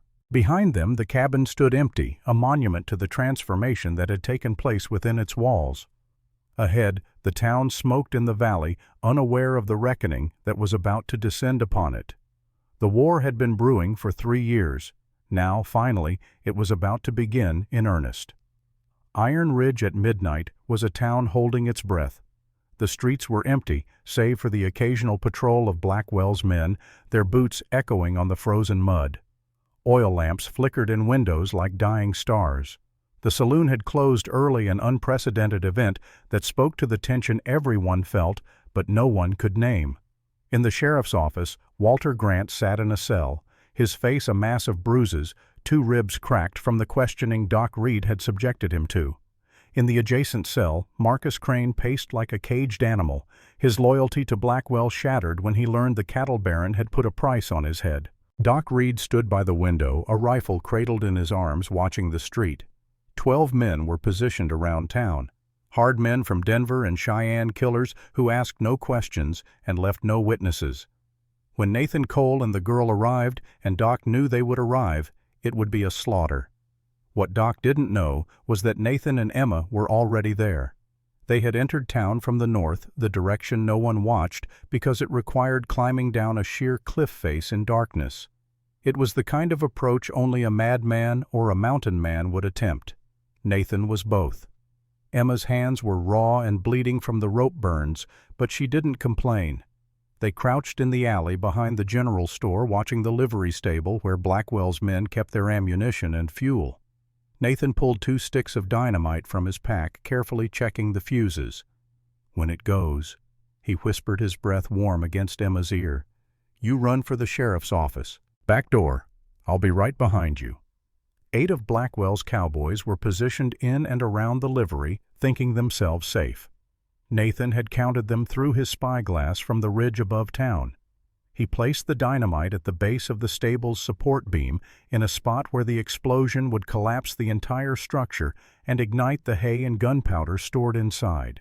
He lit the fuse and grabbed Emma's hand. They ran. The explosion came 5 seconds later. It wasn't just an explosion. It was the end of the world compressed into a single moment. The livery stable didn't just collapse, it disintegrated. A fireball erupted into the night sky, turning darkness into blazing noon. The concussive wave shattered windows 3 blocks away. Horses screamed, men shouted, and in the chaos Nathan and Emma slipped through the back door of the sheriff's office like ghosts. Doc Reed spun from the front window, his rifle coming up, but Nathan was faster. He crossed the room in 3 strides and drove his shoulder into Doc's chest, slamming the older man against the wall with enough force to crack ribs. The rifle clattered to the floor. "Where's Walter?" Nathan demanded, his Bowie knife already at Doc's throat. "Sell," Doc gasped, struggling to breathe. Don't kill me. I can explain about Ethan." "You shot my brother in the back," Nathan said, and his voice was colder than the mountain wind. "There's nothing to explain. It was an accident." Doc's eyes were wild with fear. "He saw me with the money, Blackwell's money. I panicked. I didn't mean to kill him. You have to believe me." "I don't have to believe anything," Nathan said, but he didn't push the blade deeper. Not yet. Emma had found the keys and was opening the cells. Walter stumbled out first, barely able to stand. When he saw Emma, something broke in his face. Relief, shame, love, all of it crashing together. "Emma," he whispered. "I'm sorry. I'm so sorry." Emma wanted to hate him, wanted to leave him here to whatever fate awaited, but looking at this broken man who had once been her father, she found she couldn't. 3 years of silence had taught her many things, but the most important was this: hate was a weight that crushed the person carrying it. "We'll talk later," she said. "Can you walk?" Walter nodded, though each breath brought a grimace of pain. Marcus Crane emerged from the second cell. He looked at Nathan, and something passed between them, an understanding born of shared enemies and impossible circumstances. "Blackwell sold you out," Nathan said. It wasn't a question. "He did," Marcus confirmed. "Soon as he heard I'd failed to bring in the girl, he decided I was expendable." He looked at Emma. "I'm sorry. For everything. For your mother. For Ethan. For all of it." "Sorry doesn't bring them back," Emma said, her voice hard. "No," Marcus agreed. "But maybe stopping Doc and Blackwell counts for something." The sound of running boots came from the street outside. Doc's hired killers recovering from the shock of the explosion converging on the sheriff's office. Nathan made a decision. He grabbed Doc by the collar and shoved him toward the door. "You're going to tell them to stand down. You're going to confess. And you're going to live long enough to hang for what you did. That's the deal." "And if I refuse?" Doc asked. Nathan's smile was a terrible thing. "Then I let Marcus here have 5 minutes alone with you. After what you did to his reputation blaming him for Ethan's death, I think he's earned it." Marcus's hand moved to the knife at his belt. The look in his eyes suggested he would very much enjoy those 5 minutes. Doc believed him. Okay, I'll talk. I'll confess. Just don't let him near me." They burst out the front door of the sheriff's office into a town on fire. The livery stable was a raging inferno, and the flames had spread to adjacent buildings. Men ran everywhere, some fighting the fire, others looking for whoever had caused the explosion. Nathan dragged Doc into the middle of the street, the Bowie knife still at his throat. "Drop your weapons!" he roared, his voice cutting through the chaos. "All of you, or Doc Reed dies." The hired killers hesitated. Some dropped their guns. Others didn't. And then from the darkness came more men. Blackwell's cowboys, the ones the cattle baron had promised to send. They surrounded the hired killers, outnumbering them 3-1. Thomas Blackwell himself rode down the main street on a large bay horse, the firelight casting his face in harsh shadows. He looked at Nathan, holding Doc, at Emma, standing with her rifle ready, at Walter and Marcus emerging from the jail. "Gentlemen," Blackwell called to his men, "disarm those strangers. They're not on our payroll anymore." The hired killers, realizing they were outnumbered and outgunned, threw down their weapons. Blackwell had kept his word, at least this part of it. Blackwell dismounted and walked to where Nathan held Doc. "Is it true?" he asked Doc. "Did you kill the coal boy?" Doc's face was ashen. He looked at Nathan's knife, at Blackwell's cold stare, at the crowd gathering. And finally something in him broke. The weight of 3 years of lies became too heavy to carry. "Yes," Doc whispered. Then louder. "Yes, I killed Ethan Cole. Shot him in the back because he saw me taking money from the accounts. It was me, not Crane. Me." A murmur ran through the crowd. Nathan felt a strange emptiness. 3 years of hunting, and the truth was this simple, this pathetic. His brother hadn't died for some grand conspiracy. He'd died because a petty embezzler had panicked. "Thank you," Nathan said quietly. Then he looked at Blackwell. "The ledger. You get it when Walter is safe in Laramie, not before." Blackwell's jaw tightened, but he nodded. "Fair enough." My men will escort you to the territorial line. After that, you're on your own. That's all I need, Nathan said. They prepared to leave immediately. There was nothing in Iron Ridge for any of them anymore. Nathan helped Walter onto a horse. Emma took another. Marcus Crane, to everyone's surprise, asked to come. "I've got nothing left here," he said, "and I owe Ethan Cole's memory better than what I gave it. Let me see this through." Nathan studied the scarred foreman for a long moment, then nodded. "Get a horse." As they rode out of the burning town, Emma looked back once. The saloon where her father had sold her was silhouetted against the flames. The life she'd lived for 20 years was ending. Whatever came next would be different. She hoped it would be better. The journey to Laramie should have taken 3 days on horseback. It took 10.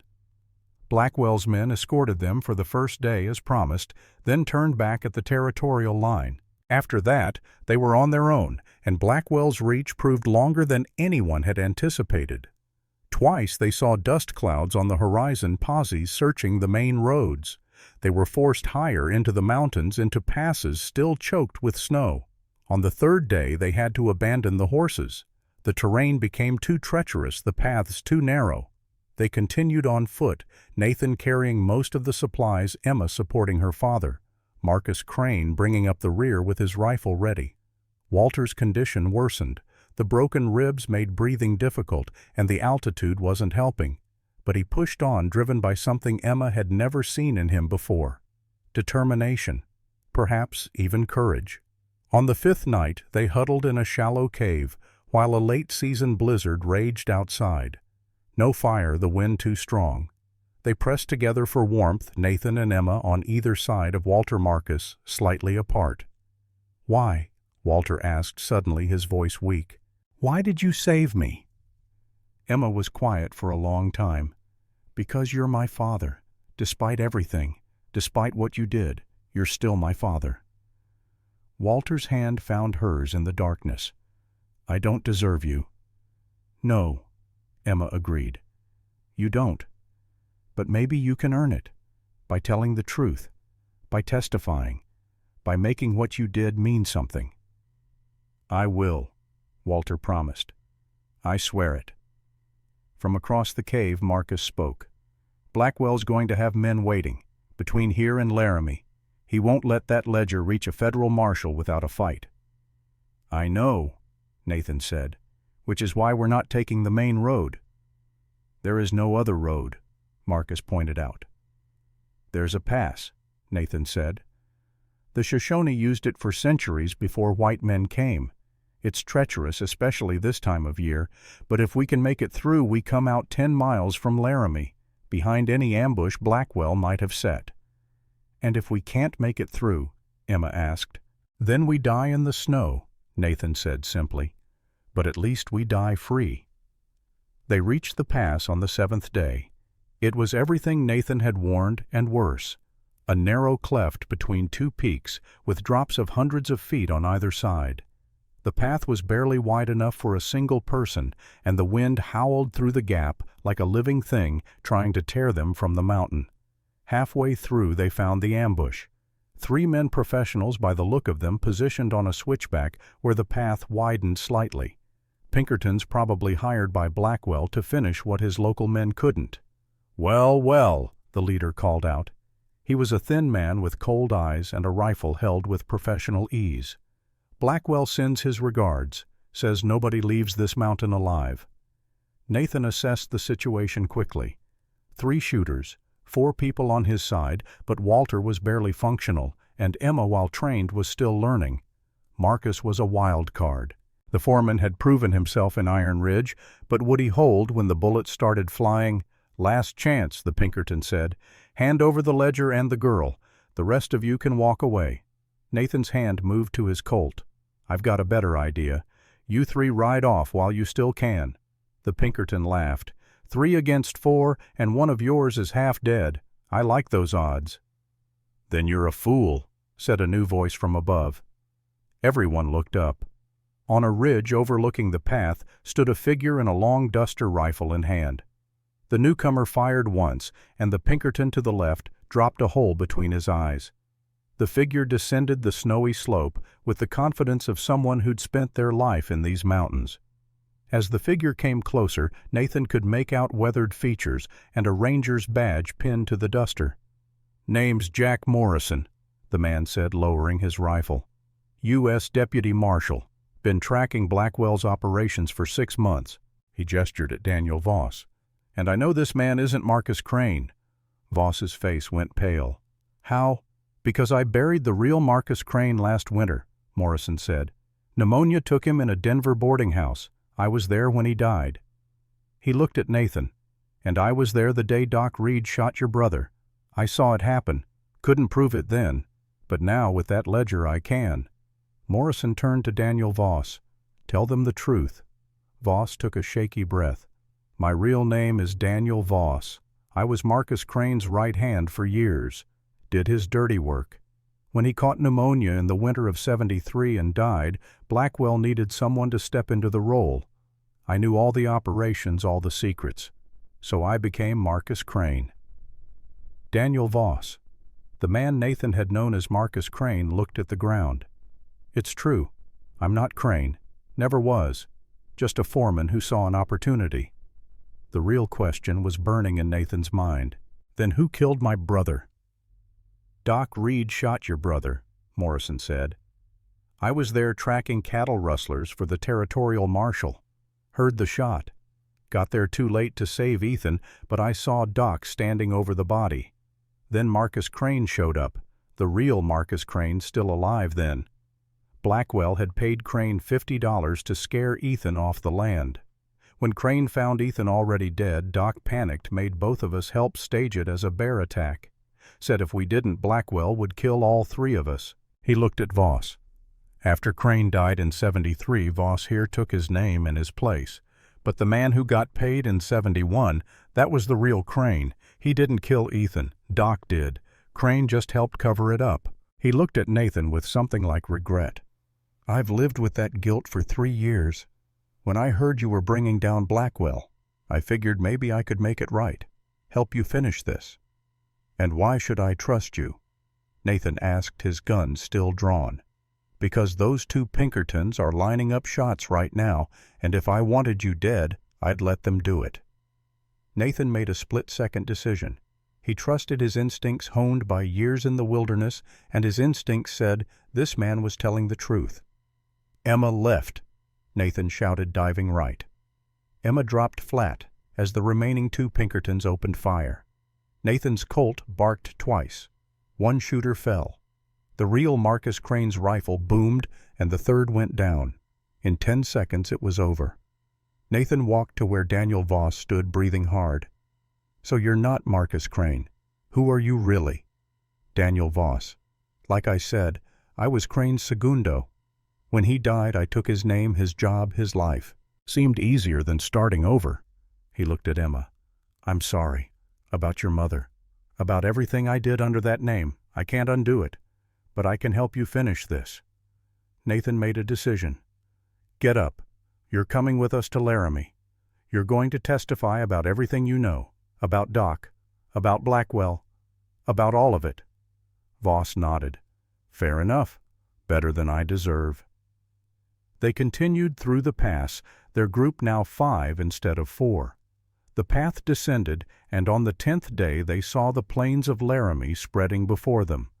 The town of Laramie was a different world from Iron Ridge, bigger, more established, with actual law that wasn't in Thomas Blackwell's pocket. U.S. Marshal Tom Davies was a man in his 60s with a gray mustache and eyes that had seen too much frontier justice to be fooled by lies.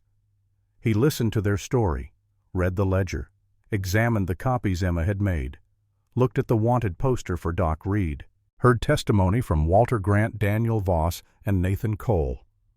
When they finished, Davies sat back in his chair and let out a long breath. "This is enough to hang Blackwell 10 times over, and Doc Reed, and half the territorial government." "So you'll arrest them?" Emma asked. "I will," Davies confirmed. "But I need you to understand something.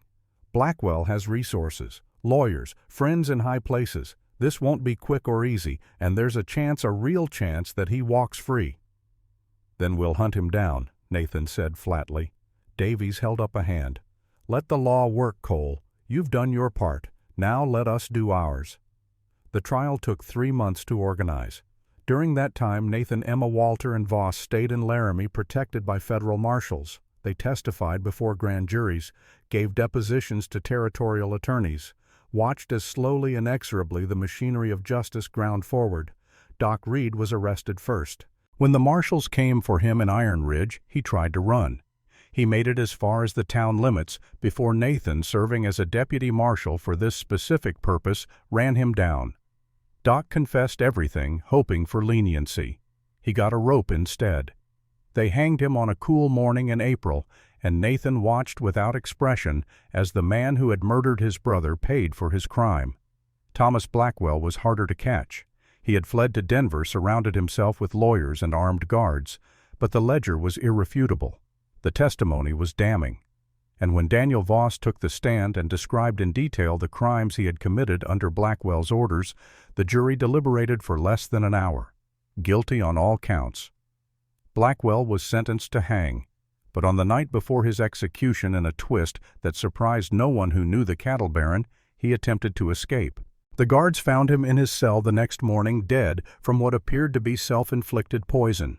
Even in death, Thomas Blackwell controlled his own fate. Walter Grant received a light sentence for his role as Blackwell's bookkeeper, 1 year of labor on a road crew, then probation.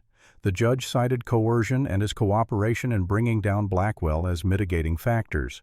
Walter accepted the sentence without complaint, understanding he was receiving more mercy than he had given others.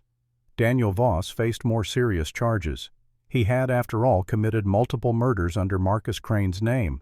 But his testimony had been crucial, and he had saved Nathan and Emma in the Mountain Pass. The judge gave him 15 years with the possibility of parole after 10 if he demonstrated genuine rehabilitation. As Voss was led away in chains, he looked at Nathan. "For what it's worth, I'm sorry about Ethan. He seemed like a good man." Nathan nodded. "He was." A pause. "What you did at the pass, that took courage. Maybe there's something in you worth saving after all." Voss smiled sadly. "Maybe. Or maybe I just wanted to die knowing I'd done one decent thing." When the gavel fell on the last trial, Emma stood outside the courthouse in the spring sunshine. Flowers were blooming. The world was coming back to life after the long winter. She felt lighter, as if a stone she'd been carrying for 3 years had finally been set down. She looked around for Nathan. He had been there for the verdict. She had seen him in the back of the courtroom, his face impassive as Blackwell's fate was sealed. But now he was gone. Panic, cold and sharp, gripped her chest. She ran to the livery stable. His horse was gone, his pack mule, his supplies, all of it. The stable boy, a kid of maybe 14, chewed on a piece of straw. "The mountain man. Yeah, he left about an hour ago. Said he was heading back to the high country. Said he didn't belong in a town." Emma didn't think, didn't plan. She grabbed the nearest horse, a roan mare she had been boarding, threw a saddle on it, and galloped out of town.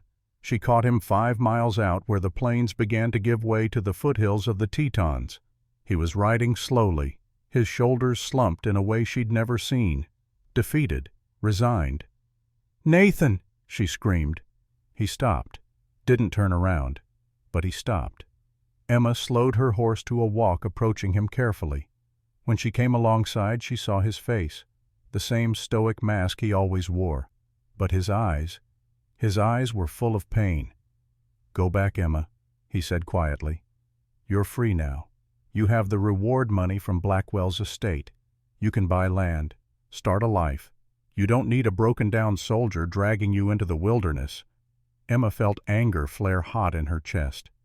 "Is that what you think you are broken?" "I am broken," Nathan said, looking at his scarred hands. "I know how to kill. I know how to survive. I don't know how to live, not down there."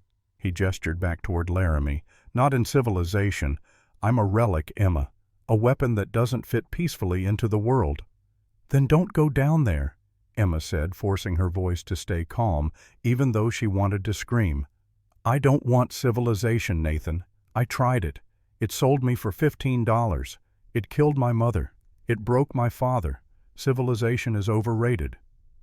Nathan finally looked at her, really looked at her, and she saw the war being fought behind his eyes. Want versus fear. Hope versus certainty that caring meant losing. "It's a hard life up there, Emma," he said, his voice rough. "Cold, lonely, dangerous." "It wasn't lonely," Emma said softly. "Not when you were there." She reached out and took his hand. His grip was rough, calloused, warm. The hand of a man who had fought and killed and survived, but also the hand that had taught her to shoot, to track, to be strong. The hand that had never once hurt her, even when it could have. "You whispered to me once," Emma said, her voice trembling with emotion. "You said, 'I know you can hear.' Well, listen to me now, Nathan Cole." She squeezed his hand. "I love you. And if you ride up that mountain without me, you'll be leaving the best part of yourself behind."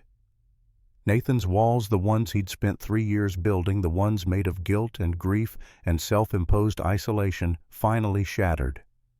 The wolf of the Tetons looked at the woman who had somehow tamed him, and he let himself feel what he'd been fighting for months.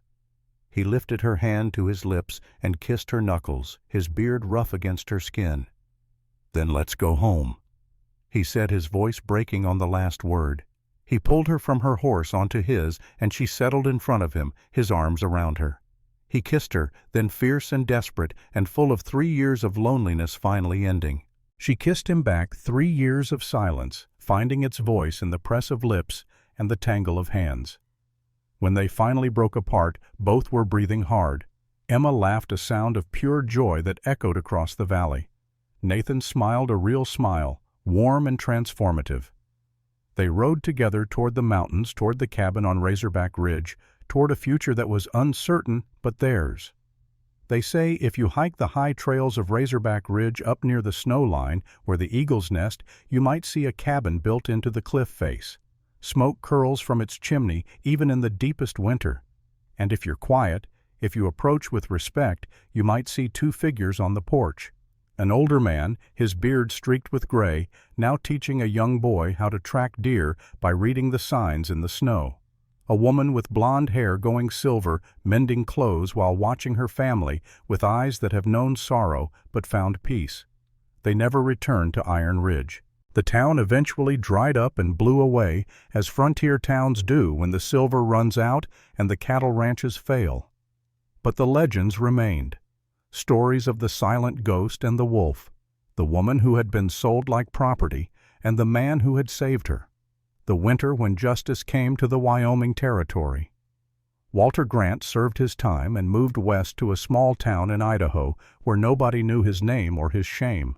He wrote letters once a month to a post office box in Laramie. He never received replies, but the letters were always picked up. And once a year, on the anniversary of Catherine Grant's death, Walter would find a small package waiting for him. Inside, always the same thing, a photograph. Of Emma, of Nathan, and eventually of a child. The child came in the spring of 1876, born in that cabin on the ridge with only Nathan to help bring him into the world. It was a difficult birth. For hours Nathan feared he would lose Emma the way he'd lost everyone else he'd cared about. But she was stronger than she looked. She had survived 3 years of silence, survived Thomas Blackwell's empire, survived the mountain winter. She could survive this too. When the baby finally came, red-faced and screaming his fury at the cold world, Nathan held him with shaking hands. Tears streamed down his face, the first tears Emma had ever seen him cry. "What should we name him?" Emma asked, exhausted but radiant. Nathan didn't hesitate. Ethan Cole. So my brother's name lives on." He opened the gold pocket watch, the one Ethan had given him a lifetime ago, and hung it around the baby's neck. "To Ethan. Come home safe." The boy grew strong. By the time he was 9, he could track a deer through snow, shoot a pine cone at 50 yards, and recite passages from Shakespeare. He had his father's gray eyes and his mother's blonde hair. And he had something neither of them had possessed at his age, a childhood without fear. One evening, as the sun set over the valley, young Ethan sat on the porch with his father practicing with a small rifle Nathan had made for him. Papa?" Ethan asked. "Were you really a hero, like the stories say?" Nathan looked at Emma, who was kneading bread in the doorway, and smiled. "No, son. I was just a man trying to do the right thing." "That's what a hero is," Emma called out. Nathan knelt down to his son's level. "When you grow up, Ethan, don't try to be like me. Try to be better. Build things instead of destroying them. Heal people instead of hurting them." He touched the pocket watch that hung around Ethan's neck, the one that had survived wars and wilderness and 3 generations of coal men. "And remember this, honor isn't the absence of fear. Honor is doing what's right even when you're terrified. Can you remember that?" "Yes, Papa," young Ethan said solemnly. That night after Ethan was asleep, Nathan and Emma sat on the porch watching the stars emerge. The sky in the high country was so clear you could see forever. Millions of stars, more than seemed possible, scattered across the darkness like diamond dust. "Do you ever regret it?" Emma asked. "Staying up here? We could have built a life in Laramie or Denver, somewhere with people, with civilization." Nathan pulled her closer. "Not for a second. This." He gestured at the mountains, the stars, the cabin, their sleeping sun. "This is everything I never knew I needed." "Tell me about him," Emma said. "About Ethan, the real Ethan. I only know him from the photograph and the stories." Nathan was quiet for a long moment. When he spoke, his voice was soft with memory. "He was younger than me by 7 years. Always smiling, always optimistic. Saw the best in everyone, even when they didn't deserve it." He paused. "He would have liked you, would have been happy for us." "I wish I could have met him," Emma said. "You did in a way. Every time I teach our son to be kind instead of cruel. Every time I choose building over destroying. That's Ethan's legacy. He believed people could be better than they were, and he made me want to prove him right." Emma rested her head on Nathan's shoulder. "You did prove him right. You became the man he always knew you could be." The wind picked up, carrying with it the scent of pine and snow and the promise of another winter coming. But they weren't afraid. They had survived worse. They had survived loss and betrayal and a war that had tried to destroy them. They had survived because they'd found each other, and that was worth more than all the gold in the Wyoming Territory. 10 years later, when Ethan Cole Jr. was 19 and preparing to leave the mountain for the first time to attend university in San Francisco, Nathan walked with him down to where the mountain met the plains. "You'll do well out there," Nathan said. "You're smart, educated, better prepared than I ever was." "I'm scared," Ethan admitted. "Good," Nathan said. "Fear keeps you sharp. Just don't let it paralyze you." He pulled out the gold pocket watch and pressed it into his son's hand. "This has been with our family through wars and winters and everything in between. Your Uncle Ethan gave it to me. I carried it through the worst days of my life. Now I'm giving it to you." Young Ethan opened the watch, reading the inscription he'd seen 1,000 times. "To Nathan, come home safe." "But Papa, this is yours." "It's ours," Nathan corrected. "And now it's yours. Take it out there into the world. Build something good. Heal people. Make the Cole name mean something better than violence and survival." "I will, Papa. I promise." They embraced, and Nathan felt the same fear he'd felt the day Emma had almost died in childbirth, the fear of losing someone he loved. But he also felt pride. His son was going to do great things, was going to prove that the cycle of violence could be broken, that the sons didn't have to pay for the sins of the fathers. Nathan watched his son ride down the mountain, getting smaller and smaller until he disappeared into the distance. Emma appeared beside him, her hand finding his. "He'll be okay," she said. "I know," Nathan replied. "He's stronger than we were, braver. He has a chance to be something we never could, something better." They walked back up the mountain together, two people who had been forged in winter and found spring. The cabin waited. The mountains waited. And somewhere in the distance, a young man rode toward a future bright with possibility. The story of the wolf and the silent ghost became legend in the Wyoming Territory. Some said it was true. Others said it was just a tall tale, the kind frontier people told around campfires. But in the high country, where the wind still howls and the snow still falls, there are those who know the truth, that sometimes the broken can be reforged, that sometimes silence speaks louder than words, that sometimes love is found in the most impossible places, and that the true measure of a man isn't how he falls, but whether he stands back up. Nathan Cole stood back up. Emma Grant found her voice. Together they built something that lasted longer than empires of blood and corruption. They built a family, a legacy, a love that survived winter, and in the end, that was the greatest victory of all. Years later, when both Nathan and Emma had passed on, when young Ethan had indeed become a doctor in San Francisco and had children of his own, he would return to the cabin on Razorback Ridge. It stood empty now, but still solid, still strong. He would stand on this porch where his father had taught him to shoot, where his mother had sung old songs, where two broken people had made themselves whole. And he would open the gold pocket watch one more time. To Nathan, come home safe. He had. They all had. In the ways that mattered most, they had all come home safe. Dr. Ethan Cole closed the watch and slipped it into his vest pocket. He would carry it through his life as his father had, as his uncle had. And one day he would pass it on to his own son, along with the story of how a mountain man and a silent girl had brought down an empire and found love in the process. The mountains stood eternal. The wind still howled. The snow still fell. But the cabin on Razorback Ridge remained a monument to the winter of 1874, when justice came to the Wyoming Territory on Wolf's Feet. And if you listen carefully on certain quiet nights when the stars shine bright and the air is crisp with coming snow, you might hear it, a whisper carried on the mountain wind. I know you can hear.